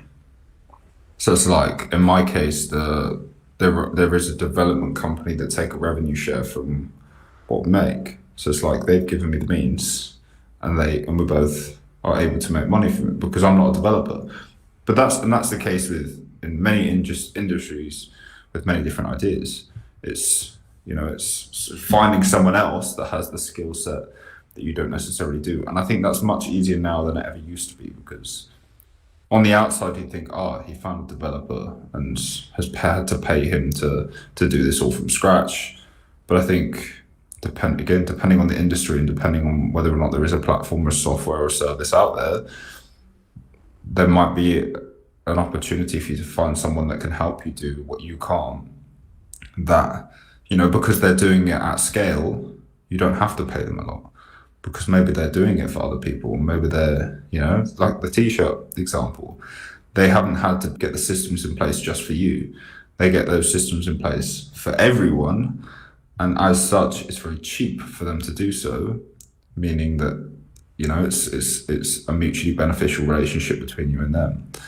So if there was an example, I could provide like recommendations based on my knowledge of what is potentially out there. But that's the process that I went through. And then in the case of taking something from an idea and actually creating it, I always say that like ideas have a shelf life. When you get that harebrained idea that you think could be really valuable, or is that, that eureka moment, I think if you can capitalize on that energy you feel, that excitement, that passion, that you like thinking that you can provide value to the marketplace or to people, if you leave that idea on the shelf for too long, it will fizzle away. That's what I find, and that's what I find in examples all throughout the world in the business space. So if you have that idea and you decide that you want to commit to it, it's simply just a case of getting started. And once again, one step at a time, one foot in front of the other, for an extended period of time. Because if I looked back almost exactly a year from now, and you told me that I'd done what I'd done in this year, I'd have been like, no way, I wouldn't know how. But the point is, what step 5 is when you're on step 4. And then when you're on step 5, you know what step 6 is. So it's just you don't have to know what the next 50 steps are. You only need to know the next one. So it's a case of just putting one foot in front of the other, but also depending on the magnitude of what you're trying to build, it's just a case of just giving it everything you've got and not stopping. That's literally what it is. It's like there's a statistic about podcasts. It's like if you can make it past the 5th podcast, I think you're like significantly more likely to succeed as a podcast, because most people fall off in the first 5. This is really important. If you're doing something worthwhile, then there is a barrier to entry. Otherwise, it would have already been done. If it was that easy to do, it would have already been done. So if what you're trying to do is really special, you've got a hope that you have to jump through if you're going to make it work. And in an ideal world, the harder it is to build, the more likely that it is that you're not going to have competition, or that you're actually doing something special. So you have to know and commit to the fact that I'm doing something that's worthwhile, that's meaningful, that's tough to build, but that's just a reflection of the fact that it's valuable and that it works. So in my case, that's what I told myself throughout that process. It's just that I think there's a quote that says like the air at the top of the mountain being thin. If you can make it to the top of the mountain, the higher the mountain is, the less likely you're going to meet people up there, because it's hard to breathe. And It's just that it's like the higher the barrier to entry, and in some ways, the better. And I remember thinking about this early on in my kind of like entrepreneurial journey. It's like, I want this to be hard because that means people can't copy me. Like when people talk about me now, like sharing what I do, I say like I don't care because like most people would just won't want to copy me. And by the time they did, we're going to be so far ahead that it's not going to matter because it's obviously in my case, it's something that I don't think many people are going to be as passionate as me about because I've suffered with issues myself. That's why whatever you're trying to do, I firmly believe that you should try and pursue your passions because I see so many people get caught on the hamster wheel of trying to chase more and better and success in all means of the word. But if you come to terms with the fact that fulfillment doesn't come from the destination, it comes from the journey, I think it's one of the best things that you can discover in your life. And I found this because I wrote down in a journal every day for a year, 100,000 followers on Instagram that year, 2021. I didn't make it that year, but this year I did. And I remember sitting in my car and like refreshing my screen and it hitting 100K. And for about 5 seconds, I was like, wow, we made it. And then I said, right, 200 next. And I paused. This was probably one of like the biggest lessons I will ever learn in my life. I paused and I rationalized it. I was like, wait a minute. You've been chasing this goal thinking that it was going to provide you with fulfillment for basically for 5 years. And one of those years you wrote it down every single day. And it brought you 5 seconds of pleasure. And then it passed. And then the mountaintop just moved further away. So now I have like a very stoic approach about it, especially with like the coaching platform. I as a whole with goals, you have to remove sentences from your vocabulary that sound along the lines of I will be happy when, I will be fulfilled when. You have to be happy now because it's not going to come later. So in the case of like my work, it's a case of enjoying every single day and finding the fulfillment from the process rather than the final destination, because you're not going to find the fulfillment that you're hoping for at the top of the mountain. They call it gold medal depression. People try to win a gold medal for sometimes their entire life, and they get it. And I'm sure they're bloody happy on that stage or when the national anthem's going off, but then they get depressed because it doesn't last very long. And that's why, again, with me, I know that in the gym, I used to be a skinny kid, and I used to dream towards, like having a certain physique. And then this year, I had a really weird moment where I didn't want to get any bigger. I didn't like looking any bigger. And then I was like, oh, I kind of made it. And I was like, what's the point in training anymore? And I ended up getting bored and I stopped training because it wasn't about the physique. It wasn't about 100K Instagram followers. It was about like what it provides and the actual meaning, purpose, or the future fulfillment you can get from it. Because sometimes you do have to jump through certain hoops that you don't want to jump through, and they're hard and it hurts, and you have to go through them because you want what comes afterwards. Not everything's going to provide you with fulfillment and happiness. If you can find things that do, then great, but not everything will. But then once you do find, so like, it's just don't fall into that trap of always looking for more, because you go to the south of France, you see guys on their big boats, and I can tell you they're not happy because all they wanted was a big boat, and they got their big boat, and then they realized that their big boat isn't going to make them happy. Again, all of these things, like I'm not some guru, I'm not like a genius. As I said, I wasn't academic in school. These are all things that I just learned through life experience and have just tried to be, as I said, I'm a thinker, so I think about these things a lot.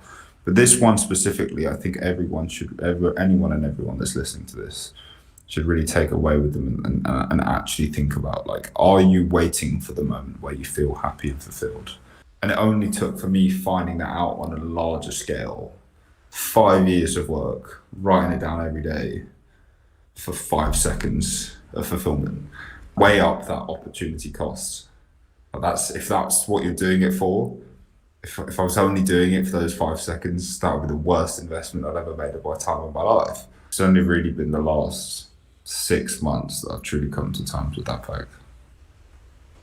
And so you've been able to find something which provides you with enough meaning beyond yourself, that purpose that drives all of the effort and late nights, and I mean the 8 month grind that you were talking about just to get this thing off the ground, and how stressful that must have been.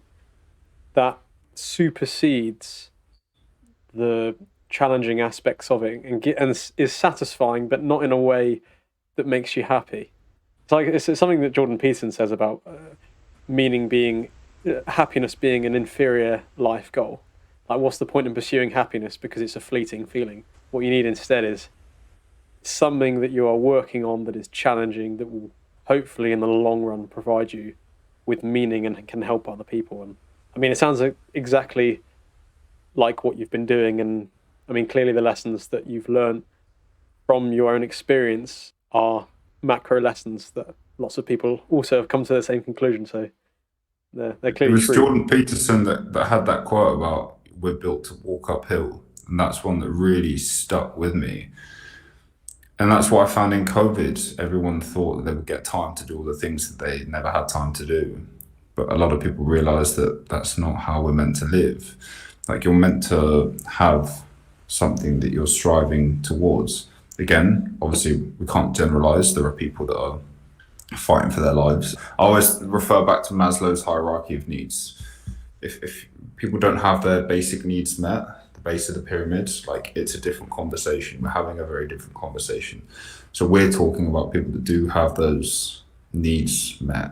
So people that are looking to optimize. And I think it's a very cowardice reasoning to throw onto people, like, you're not allowed to feel that way because there's people suffering with worse. It's all relative, it's all perspective. So it's just important for us to highlight the fact that, address the demographic that we are intending to speak to. At every level, your feelings of happiness, fulfillment, joy, pleasure are just relative to what you're accustomed to. Like, if you're used to riding jet skis all day, like, it doesn't provide you the same pleasure as someone that rides it for the first time. Or if someone, I think even Steve Bartlett talked about this when he had like no money and he found money behind the back of a chair in like a chip shop. What would be required to provide that same fulfillment for someone who's well off would have to be insurmountably greater.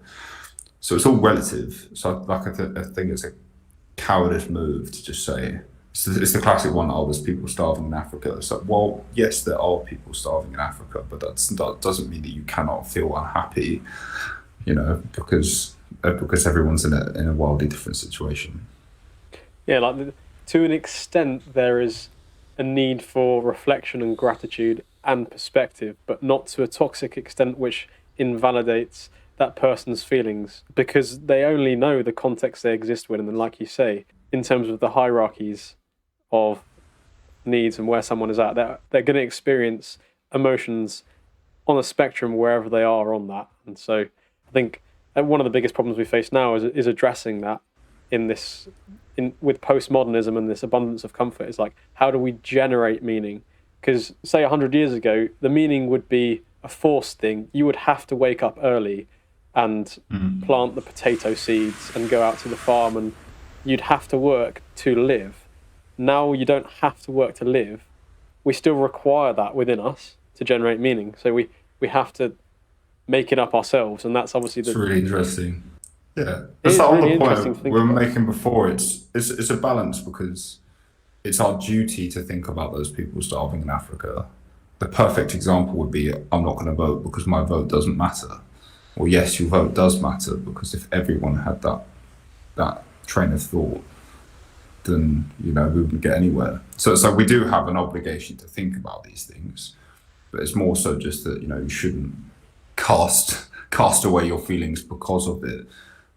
But like, Yeah, I think it's a really interesting point that you made there, because as a whole, like, in terms that with like health and well-being, the practices that work for our health and well-being are quite literally where we've just turned back the clock to how we were evolved to function. Cold showers, intermittent fasting, blue light glasses so that we align ourselves with the sun, these lamps that wake you up with sunlight.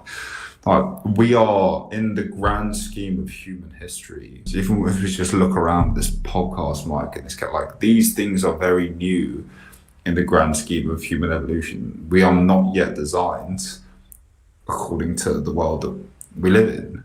We're not. We are designed to function in the world probably hundreds of years ago.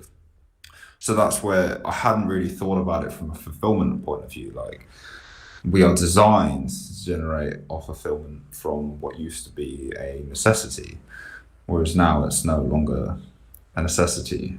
Food for thought on that one, for sure. Precisely. And so we could, I'm sure we could talk all day about that sort of meaning and mindset and all those really interesting, almost philosophies, you know, it goes right to the core of thinking and lifestyle. But I kind of wanted to turn to, so you've built the app and it's been running for some time now. Coming into this year, more recently, yourself as an individual, you've moved away from home, you've moved to somewhere thousands of miles away to live on your own, to continue working on this project as a 24-year-old. How has that been for you? Yeah, so as of the age of 16, I've been pretty independent. Like, I've been cooking my own meals since the age of six, just the trivial things. Like, I've been independent for a very long time. Basically, when I moved to university, as I said, with my parents moving away when we went off to university, that was kind of like, that was moving out. That was moving out of the house at the age of 18. So I think living on my own and taking care of myself is something that's very, very deeply ingrained at this point. Still learning by the day how to navigate the situation that I'm in now, because I'm probably ahead of where I thought I would be by a good couple of years. And a big part of that has just been, as I said, I'm a thinker, taking time to just really, keep a level head and rationalize what's going on. There's two sides. On the point of just moving away and, the lifestyle side of things, it's great. I love it. But having said that, I spend 90% of my time just, sat at my desk. It doesn't really change much depending on where I am, just the way that I work. The reason I'm here is because it gives me all the tools I need to do just that. It means that when I do get a break and I go outside, I'm in Cape Town at the moment, so the sun's out. And those moments really make a difference for someone like me who spends the whole time in my house. Obviously, I now have the luxury of being able to make those choices. But also, as obviously people are finding now, more and more people work remote, so more and more people having that choice. There's a balance, because I see it time and time again. People in the remote space gain a certain amount of success, and then they go to like Bali, or they go to Thailand, and then the level of success slips away because they're no longer in the environment that got them there. They lose touch with what actually got them to where they are now. So for me, I've tried to stay grounded to what got me here, which is having a space and environment where I can really focus and work. So again, coming back to the point of just being like someone that could spend a lot of time with themselves. For me, I came here and I didn't know anyone. I didn't know a single person in Cape Town. I had got mutual connections that I could potentially meet, but that wasn't lined up. I just came here. That's just kind of who I am as a person. I'll just come back to that point of independence. I can just get on a flight and go somewhere, and I'll work it out. I didn't have a plan coming here. It was just like I booked an Airbnb and I booked a flight and I brought my laptop, and here I am working away. And like now I'm meeting people, and I went for dinner with a couple of people that, again, are great people for me to network with and connect with. And there's always people, if you're willing to get out of your comfort zone and open up put out an open arm, there's a lot of people that are willing to take your hand and shake it. And people, we are still social creatures, so it's not impossible to find people in a new location. So it's been a case of putting myself in an environment where I can continue to work. This is probably going to be the busiest 3 months of the year for me, work-wise, just because now people want to work on their health and well-being. October, November, December, kids are back at school, people can find a rhythm. Between now and Christmas is basically where people A lot of people just hustle, get their head down. Even a lot of gym guys, this is like bulking season. You walk around in your hoodies and you go to the gym and you work hard. So for me, it's my duty to be in a position where I can support people that need me most. And also now I have a level of responsibility that means like these aren't choices. It's no longer a choice to work hard. Like I have to work hard. I have a team. I have hundreds of clients. I have people depending on me. People's life. I'm paying people and I'm supporting people, and that's a responsibility that I have to take seriously.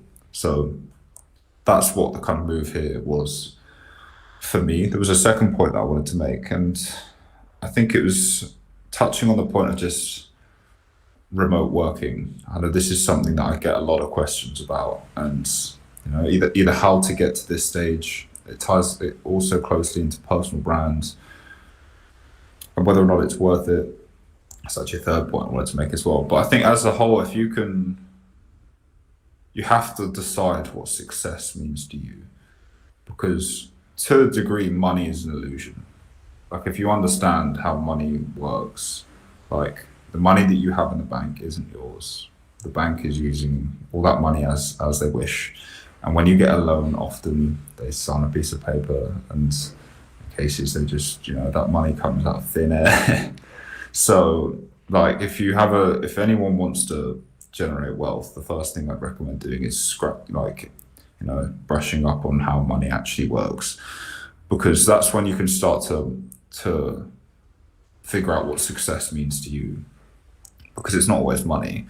And that's where you have to think about, is success like how much free time you have, your social connections, whether you have a business, like having a house, having like a tangible asset, something physical, because that's no longer, in the control of the bank. It's physical when you own it. So there's lots of different ways of measuring success. And I think if you can work in the online space, or you can work remote now, depending on what you do, it's not a generalization, but one thing that you do have is a lot more freedom of time, and people now wanting more and more flexibility. And I think the younger generation, you'll see this come through the younger generation. People aren't going to want to work a 9 to 5 in the same way that they used to, because more and more people now want just freedom. And even the older generation, but I know that it will really be ingrained in the younger generation, because it's much more a part of the conversation now. It wasn't possible really before. I remember thinking this when I was like 16. This is a really good point, actually. I remember thinking when I was 16, because a teacher told me, like, the job that you work when you are older probably hasn't even been created yet. And it's like, that's something to really think about when you're still on your way up, trying to figure out what you want to do. It might not have even, based on the rate that the world changes, it might not even exist yet. Or you create it yourself, in your case. Yeah, but that's obviously having the tools to do so. I couldn't do it on my own. The only reason I've been able to do what I do is because of other people. Again, coming back to that point, that biggest lesson I learned in Ibiza, that you can't do it alone, and there's a lot to be gained from surrounding yourself with other people. So, yeah, I think it's really important to frame what success, joy, and pleasure and fulfillment actually means to you, and not get caught up by what other people's metrics are. So if you could take some time to figure those things out, I think it's really important. As well as a good exercise is just understanding your priorities. And this spans into even everything down to your social connections and your relationships. So I actually was thinking about this morning, and I wrote down, for me, like, health and personal space is probably my number one priority, because if I don't have that, I can't even serve anyone, if friends, family, or otherwise, if I tried to, because I wouldn't, be myself. Next for me comes family, especially like my mum. She, like, growing up, she was the one that, I wouldn't be here without her. So she kind of comes next. I feel sorry if I ever find a partner, because they're pretty low down the priorities, but I'll be able to explain why that makes sense. Next is my personal mission.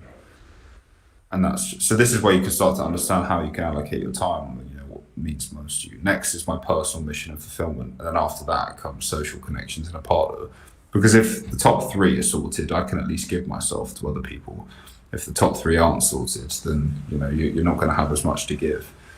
And a little tip, I wish someone told me this when I was like younger or years ago, is whether it's with a client or a family member or a partner, be clear on your expectations and your priorities from the outset.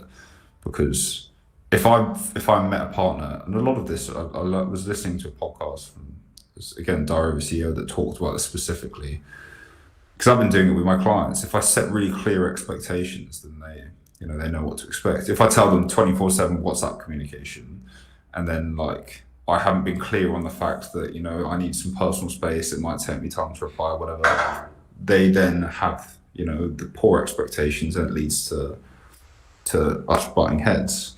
And in the case of a relationship, if you need some personal space or you want to go on a trip without them, and you haven't set out these expectations, then they're like, oh, well, don't you love me, and all this other stuff.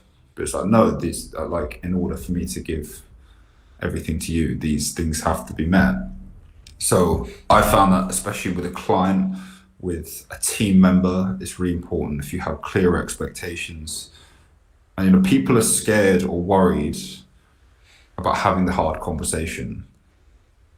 But if you don't have the hard conversation, you have 20 times more hard conversations down the line. So whenever you meet someone, it doesn't have to be that regimented, but it's just like, make sure you have clear expectations of what you can expect from one another. It will save you so much hassle, and I'm continuing to learn this now. Absolutely. If you haven't set them out, then it gives people scope to have their own. Then people assume what the expectations are. And it's like, even if you've got like a uni group project, trust me, you don't want to be going to your uni friends like setting out our expectations. You're going to sound like a bit of a nerd, but you have to frame it in a way it doesn't make you sound stupid, but it's important. They're the conversations that you're scared to have, but that just drive you insane down the line. So those are some fantastic skills and lessons that you've been able to pick up on in your more recent journey. And one of the things I'd imagine a lot of people will be curious about is how someone like yourself, coming out the other side of university, building this project, having to pay other people to help develop your app, how you support yourself during that time. And now you've moved to South Africa. Of course, it's not as expensive as living in London. But could you maybe impart saving money being here? Yeah, right, yeah. But no, how have you been able to do that? So as I said, in my final year of uni, I was day trading crypto, which made me a decent amount of money, which is what really allowed me to initiate the coaching platform. And like I said, they take the people who develop it take revenue share as well. So it's not, so there was an initial investment, but that wasn't something that was extortionate because they were taking revenue share. It's been a success. So I think their revenue share is probably more than maybe what some people would pay for a one-off development. So it's like it's been a mutually beneficial relationship. But in the case of building a team, it's interesting. I've always tried to foresee, like, who would I hire if I had the funds? And then it's always being conscious of, one, like, I always have a dollar or a pound value on an hour of my time that I try not to compromise on. And if I can hire someone else to do something that takes me that long for cheaper, and yet that can be a metric of, like, you can set that metric according to how much you're actually earning. If you're working at a job and you're earning, like £15 an hour, then you have a very clear idea of how much an hour of your time at that point in time is worth, because that's what you're working for. So as time goes on and as you evolve, you can continue to shift and change that figure. And once you can hire someone to do the same job as you for less than what an hour of your time is worth, you're then saving money because you buy back your time and you can invest that into other things. So the first person I hired is a VA, a virtual assistant. Her name's Jamie. She's an absolute legend. That saved me an enormous amount of time because it's picking, like, I run 11 different social media accounts and I don't post on most of them My VA helps redistribute a lot of that content. And this isn't some $4 VA from the other side of the world. She's in the States. I pay her well. I know there's two ways of going about it. For me, in terms of something, I'll come on to how to kind of foster a team afterwards. But for me, I would rather not pay minimum wage just to get someone on the other side of the world to do manual labor for me. That's kind of not the way I like to go about it. I know it's all relative because in their money, it's the same amount for them as maybe it would be for paying someone in the UK or the US more. But yeah, that was the first hire I made, and I actually made it before I really had enough money to do so. Not like it was just like a risky decision at that stage of where I was at, because it was before the coaching platform had even launched. And I've told this plenty of times in terms of like the story of the coaching platform. I ran myself down to basically like £0 the day of the launch. So like I'd spread myself thin to the day of the launch. It had to work basically. And I've shared it's called The Live Story on my YouTube. I shared exactly kind of the ins and outs of that. But then it's a case of playing with the cards that you've got and just judging and assessing over time who you have the funds to bring on board. Obviously, there are going to be certain fundamental things that you need in a business. You need customer service. You need, someone answering people's emails. But then, as time goes on and you have more disposable income, it's just a case of figuring out what the best investments are to make. One of the biggest things I've invested in the last year is content. Is a videographer and photographer. Like I've invested a hell of a lot in that, and it's not necessarily like there's not a tangible return on investment, but I doubled my Instagram following from 80k to 150k, well, just under doubled. From that point in time, it's just a case of assessing what disposable income you have and investing it accordingly. Coming back to the point of money being an illusion, for me, there's no value in having money in the bank. Like money in the bank is just sitting there doing nothing, especially when you're trying to build a business. So the way I allocate things, it's like everyone's different, but I split the business and my own personal income, and I try and separate myself from the business as much as possible. So I have my own bank account, my own money, and my money allows me to live and provides the lifestyle that is in line with how much the business is earning and how much I feel like I want to spend. Like as I said, I'm in Cape Town, I'm spending less money than I would do if I was in London. I don't live an enormously flashy lifestyle. My time and energies, I'd rather hire a team member than buy something nice. Like that's the trade-off that I'm making at the moment. But then you've just got the business that, for me, it's like if there's money in the business that I can invest that will take us further or build that asset, like I'll invest it without a question. And I'm not scared. On numerous occasions throughout our journey, I'd be happy to run the business account down to zero, because you have to take those risks quite often. And I have this image of, like, in my head, I know Ben Francis, the founder of Gymshark, and Steve Bartlett, two people I really kind of look up to, talk about this a lot. Putting everything on the line to make it work. And that's something that I've had to do on multiple occasions. Like I said, when we launched, I ran myself down to zero. And on numerous occasions throughout the journey, I've had to make decisions, especially financial, that I may have not even had the money yet. It's just like, I'm gonna figure it out. Just gonna figure it out. And I even listened to a podcast from the guy who made Soho House. It was just, put a deposit down on one of their buildings before he even had the money to do it. And it's just, sometimes you've got to take that risk. And once again, it comes back to, are you in a position to take that risk? I am. Not everyone is. But if you're young, if you can always, like, if everything went to pot, you could run back to mum and dad and you'd still have food. And that's the metric that that's the metric I use as to whether or not you're in a position to take a risk. What are the stakes? If you have a family, if you have a child, it's different. You've got a child to look after, you can't do that. But I can. So that's where, now obviously I'm in a position where I try to, separating my personal income means that even if I do something with the business that's risky, I still have my own personal income that allows me to live. So it's not like I'm ever risking everything. In the beginning, I was risking everything. As time goes on, it just becomes, I think it becomes less reasonable to do that. But still risking a lot. I think risk taking has played an enormous role in being able to get everything to where it is now. Like an astronomical role. Again, coming back to content, I planned a trip to Dubai with my videographer, and I'll tell you a story. When I was in the lead up to it, because I just invested, so we just launched our app on the App Store, and we're heavily investing in the business.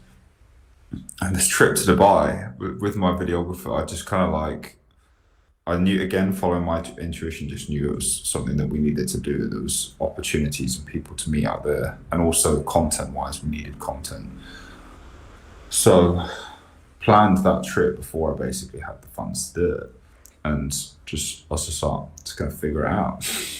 And you do figure it out, and that's why, to some degree, on another more relatable level, it's like if you set out ambitious goals that scare the crap out of you, that don't seem achievable, but when you set them out and when you commit to them, it's like, okay, I'm gonna have to figure out how to get there. Because that's when you start to go about your day and think about, is my current set of actions likely to, or even possibly going to get me there? Most of the time it's no. So it's like, okay, what is? If I set some crazy goal for clients, these are when I come up with the best marketing strategies. It's when I come up with some mad goal and I'm like, our current strategy is just not going to cut it. So you come up with something better, something new, something inventive, something creative. And then you keep pushing the needle. And it's the simple act of goal setting. Like if you set 3 to 5 goals that are clear, improve my gut health is a terrible goal. It's like, what does that even mean? You don't like, if you say to not bloat from a single meal in my meal plan, that's measurable, that's clear, sorry. If you make it measurable, you know whether or not you're closer to achieving it. So it's like to not bloat from a single meal in my meal plan, which I would track on a habit tracker. So you tick off a box if you do or don't. So it's measurable, and then it has an end date. So you know that end date is absolutely vital, because that's what initiates urgency. If I said set out a goal to have 100k followers on TikTok and that was it, you take as long as you feel you need. It's called Parkinson's laws. Work expands to fill the time allocated to it. So if you say I want to buy a house in 3 years, you'll take 3 years over it. If you say I want to buy a house in a year, you shift your actions to make the level of work required match the time frame you've given yourself. So when you set an end date, you initiate urgency, because it's like, are my current actions going to get me there by that end date? No. Okay, well, what actions are? What do I do? And you shift and you get creative, and you just start cutting out the fluff. It's not getting you anywhere. If you tracked meticulously the time that you spent, not you, sorry, this sounds like a personal attack. No. And I do this as well. I have to constantly do this. If you meticulously monitor how you spend your time, you'll realize how much you waste. And this is myself included. Like, it pains me how many times I get sucked into social media and I just get pulled away. Like, I'm in no way am I painting myself as picture perfect. I'm far from it. But these are things that these are lessons that I'm continuing to work on. So you waste so much time. But when you have a big, freaking ambitious goal, you've got to tighten things up because you're a bit more urgent. So precisely, it's like when you eliminate the possibility of failure, or when you, as you say, Parkinson's law. You have to give yourself an appropriate time and not just kick it into the long grass, because there'll always be other things that you can fill your time with. And that's something that David Goggins says, isn't he? He's like write every single thing that you do down, and then you could even, because I installed an app on my phone which tracks every app that I use and for the durations and the number of times. And I think it was a couple of years ago, you look at it, you're like, how on earth have I spent 4.5 hours on Instagram today? Like, how has that happened cumulatively over the course of the day? And I guess the first step is being honest with yourself with that kind of stuff. And the second step is having something which will, like with what you're building, having something which will supersede that, I think is the I'm gonna give you my stats. This is completely unplanned, but it's just a reminder that like we're all in the same boat. In the last week, I've spent 18 hours 52 minutes on Instagram, and obviously my job's there to some degree, so there is some reason for me to be on there.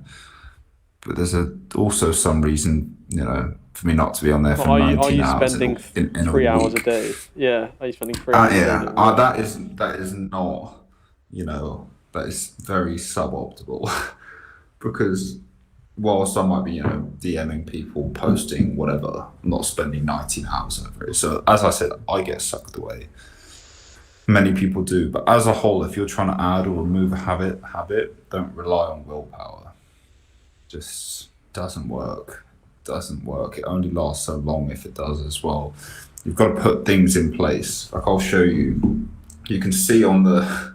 You'll be able to see on this on the camera. Sorry if you're listening to this, but basically, when you swipe right on a phone, it comes up with the app library now. So it comes up with a library of all the apps that you have installed. So I got into the habit. I was removing social media from my home screen so that I couldn't see it. And then I got in this like intuitive habit of swiping right to the app library, and I knew exactly where it was. And in like zero point 0.1 of a second, I could get into Instagram, even though I've removed it from my home screen. So now I have all these pages with just one app. It's just the live Yeah. app. So that I do it naturally. I swipe right to go to the app library, and then I swipe again, and there's about 6 obstacles in the way for me getting there. So then by the time I get 4 in, I'm like, Ben, what are you doing? And I swipe back and I don't go on it. So it's like, I'm no longer relying on willpower. I've put a system in place that stops me. And Precisely. the screen time I gave you earlier, that was on one phone. I have 2 phones. I'm not going to go digging in this one Sure. as No, well, no, no. man up Yeah. the 2. But you get the problem, like, we're all in the same boat, but it's important to be mindful of when and where your attention is being stolen, because big companies are paying lots of money to very clever people to help them steal your attention. So Yeah. you've got to put systems in place to resist that. Yeah. Absolutely. I completely agree. And like you say with the willpower thing, just to very briefly touch on that, it's like you have this perceived, or at least I've definitely have this perceived unrealistic expectation of people that you see who are like super driven, super disciplined, but then when you peel back the layers, it's actually that they put things in place which means they won't be required to use their willpower. It's like Yeah. we can't force ourselves to do things, but if we make there be no option or make it an easier choice to make the difficult choice in a weird way of thinking about it, then that will obviously make it no longer requiring willpower. As a whole, this is where the concept of designing your environment is so important. Like designing your phone, your workspace, your car, your house, your kitchen, to set yourself up for success is so important, because if you have crap food in the house, the likelihood of you eating it is much higher than if it's just not there. That's designing your environment. The first thing I'd say to someone following a meal plan is you don't want to waste it, but just stop buying other food, because it's out of sight, it's out of mind. You're no longer relying on willpower. So it's an important point. I've had to I redesigned this office space 2 days ago because I was like, it's not quite setting me up for, there's too many distractions, it's not quite organized.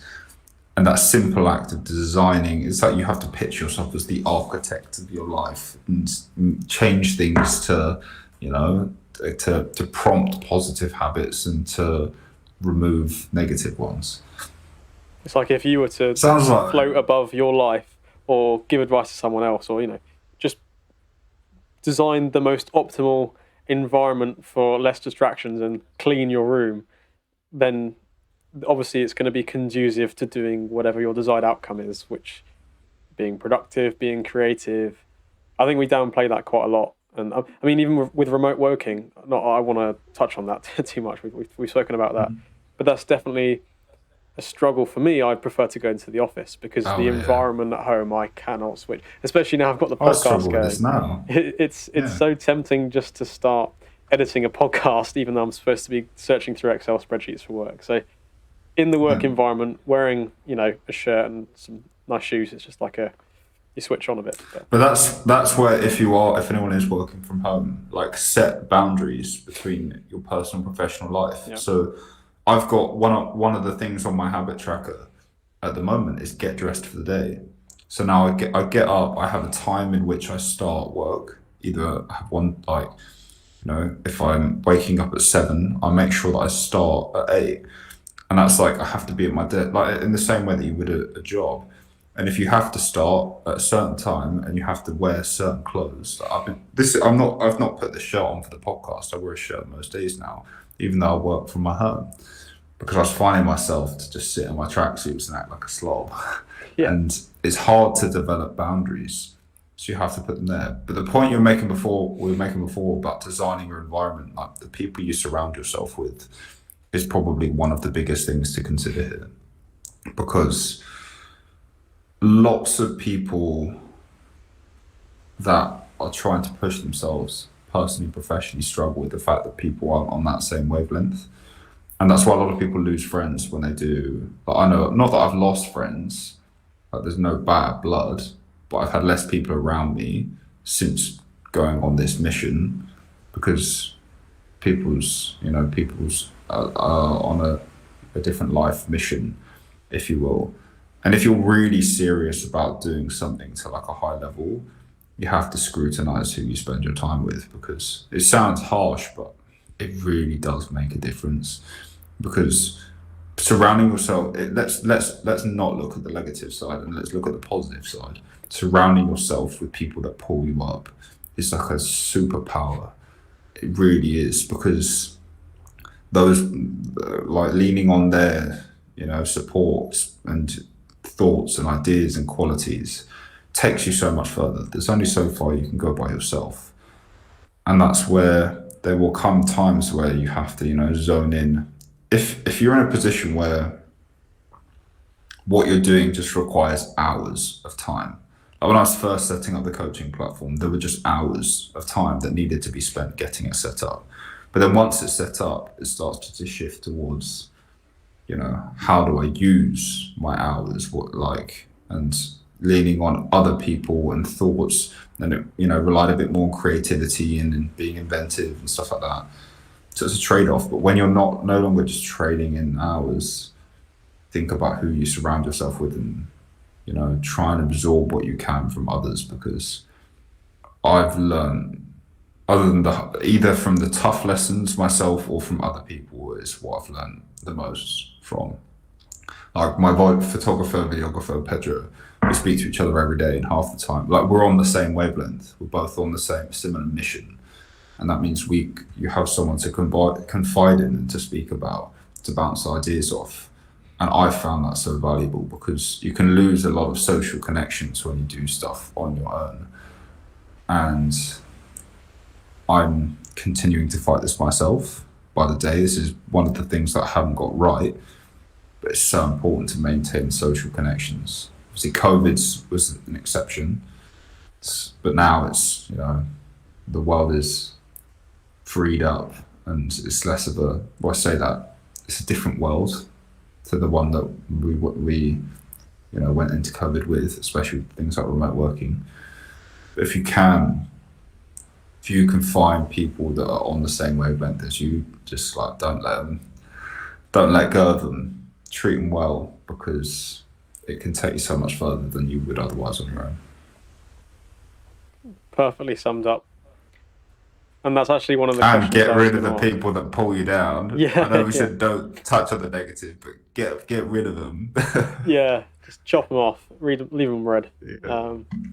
No, it is a hard thing to negotiate, especially if you're more agreeable as a person, like temperamentally. Like it's hard to let other people down, but at the end of the day, you've got to put yourself first, especially if you're trying to achieve something which overall does provide value to other people. But you've got to, like you say, it's an extension of the environment. Not just what you find yourself in, but the people you're communicating with. And I was going to ask a question on, how you found that, being alone and friendships you made through uni. But I mean, you kind of perfectly summarized it really. And it's a lesson that I guess I'm supposed a little bit earlier on that journey, but I've definitely realized after school, your friendship groups become a lot smaller, but it's Yeah. a lot of a tighter circle. And like I have a few mates from home, and we're all doing different things, but we're all on the same wavelength in terms of Mhm. being successful and driven and productive. And that's so important to place yourself within that, so you can, there's relatable conversations. Like I'm sure in many ways, as has been self-evident from this discussion now, you and I probably share in some of the general ways of thinking and Mm. the mindsets and the self-development and time management and all that kind of thing. And I'm finding it really really inspiring listening to you as well, because it's, for anyone who's my sort of age or maybe younger or wherever we're at in life, you can sort of see an example of where you've made quite a success of it, I would say. I think there's always trade-offs. Depends how you define success. If Sure. we define success purely by social connections, and I mean, I'm a bit of a, don't know, for me, happiness and fulfillment is something that I've worked actively on and I am doing well. But there, a lot of people in the entrepreneurship space maybe couldn't say the same. So if you measured success by happiness, they might not actually be that successful. But yeah, So are it's you important happy? to just be yeah, yeah, that's something that I am actually. It's also, again, it comes to back to how you define happy. I know I'm definitely fulfilled, but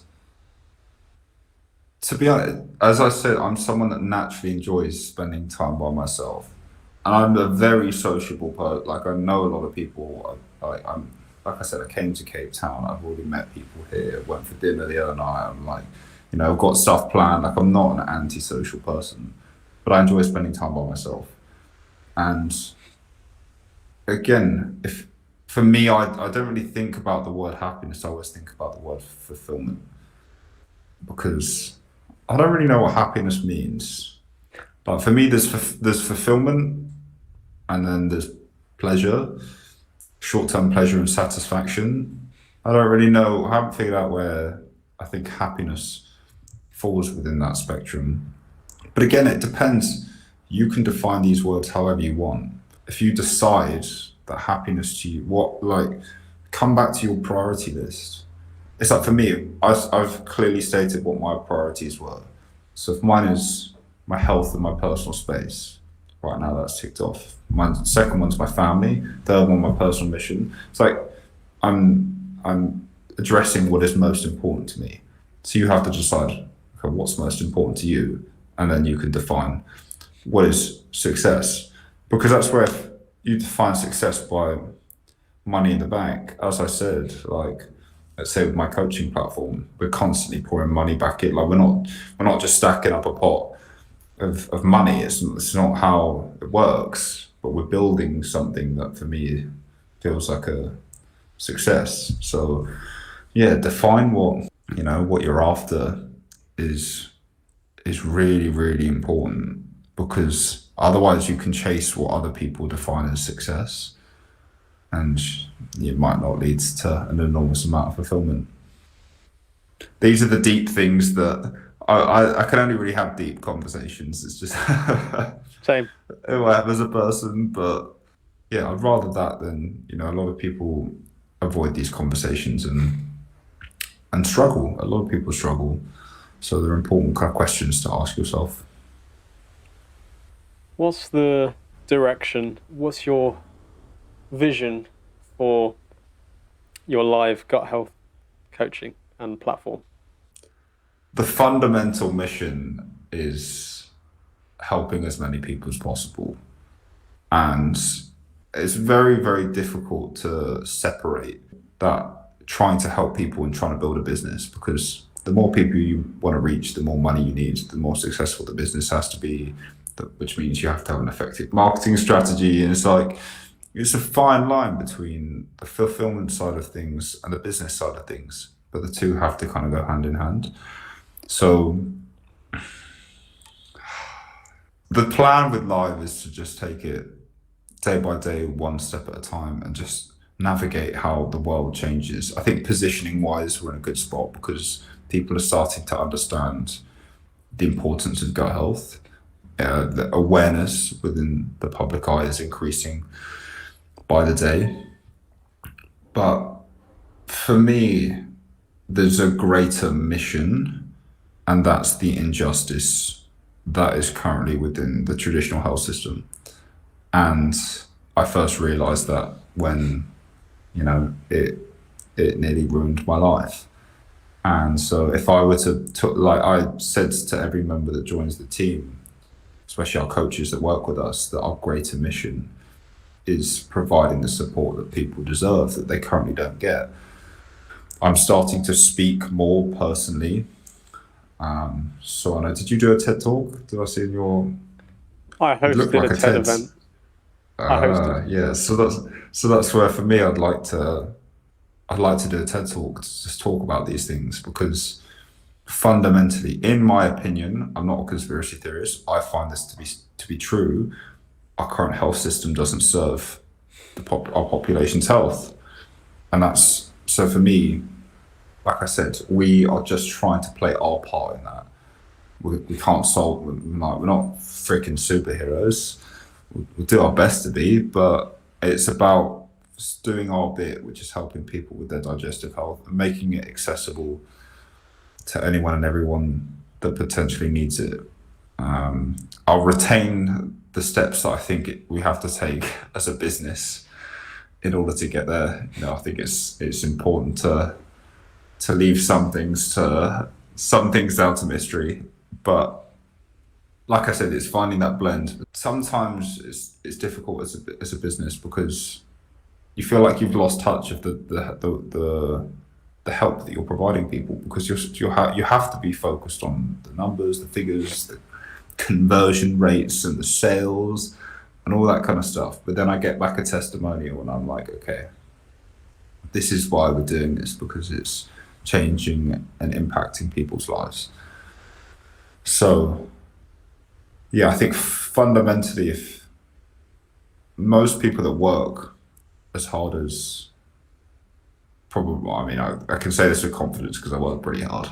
As hard as me, have got some level of trauma or deep scarring that pushes them. And for me, a massive part of that is that time where I had IBS and knowing how many people kind of suffer with the same. So there's like a really big internal driving force there that kind of pushes you on the hard days, pushes you when you don't really want to do it. So in a roundabout way, that's kind of what we're trying to do. Again, it's just about doing what we do better than anyone else. And if lots of people do that in their respective niche, in their respective space, then we're on the right track. I know we're probably going to face some competition more so as time goes on.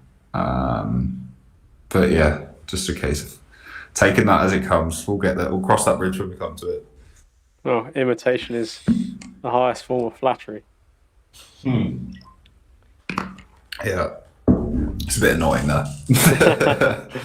I know with content, I've had a fair few videos copied and stuff like that. It grates that on you a happens little on bit, Instagram, and doesn't it? Use the same, like the and audio. then you get over it. Yeah. I know, but someone actually used my video, and half of my video. I spent ages editing this video, and it didn't actually have my face in it. And he cut part of it and then stuck himself at the end. So that there's levels to plagiarism. Oh yeah, that's not right, is it? So yeah, I think we've covered pretty much everything. I think the only question to ask, which I'm sure the listeners are dying to know, how can they get in touch? I think Instagram's a great place to head to if you're looking to get in touch. I say me and my VA, she gives me a hand with this. Most of the time it's me if I'm actually responding via typing, but she helps funnel them my way. We answer all DMs, so if anyone sends us a DM, you know that you can reach us there. My email is always open. There's an email button on Instagram. you fling me an email again, I'll answer every single one. In terms of the coaching platform, we have a separate social media account. So my social is at Ben Smith Live, very simple, and then Lives is at live.guthealth. And you can just head to the Live website. It'll be either in my bio or Live's bio, and we offer a range of different services. But for most people, the plan that people are most familiar with is called the Gut Reset. It's just providing people that support that I never got. And then I just work with people one-to-one, and we have a team of kind of nutritionists and dietitians that also work with people one-to-one. So if you're looking for it, then I'm sure you'll find it. So we try and market it enough that I'm sure you'll find it if you start heading in our direction anyway. So yeah, I think, and also it's important to note we've touched on so many topics, and I'd have loved to dive into more about my IBS story and journey, and I've tried to provide sufficient context so people understand. But if you want the full story, then just go to my YouTube. It should be easy to find me again, but there's more kind of in-depth conversations there. But then it's just a case of saying thank you for having me. Been a pleasure. Great to have conversations that I don't think I very rarely have aside from with friends or people close to me. So having said that, I think these are some of the really, really important conversations to have. So yeah, again, congrats to you. You're much further ahead than I was when I was your age. So don't be too hard on yourself. But yeah, it's just been a pleasure. No, thank you very much. I really appreciate your time. I know what it can be like. Well, I don't know what it can be like, but I have plenty of friends who are trying to do that sort of thing where they're just grinding, and it's just like, yeah, I just really appreciate it. And particularly with what you're doing as well, I see as something that's very important. I share your views, not necessarily from personal experience, but on the healthcare system with regards to the lack of nutrition training when you're studying medicine. And I think generally there needs to be a better approach. And I really love the way you're trying to come at that from personal experience. So thank you very much for being willing to share your story and some of your psychology into it. I think that comes from all of us speaking out, doing exactly what you're doing now, having a podcast. If we all use our voice, that's the only way that we can spread these messages. So yeah, again, you're doing great work, and it's been a pleasure.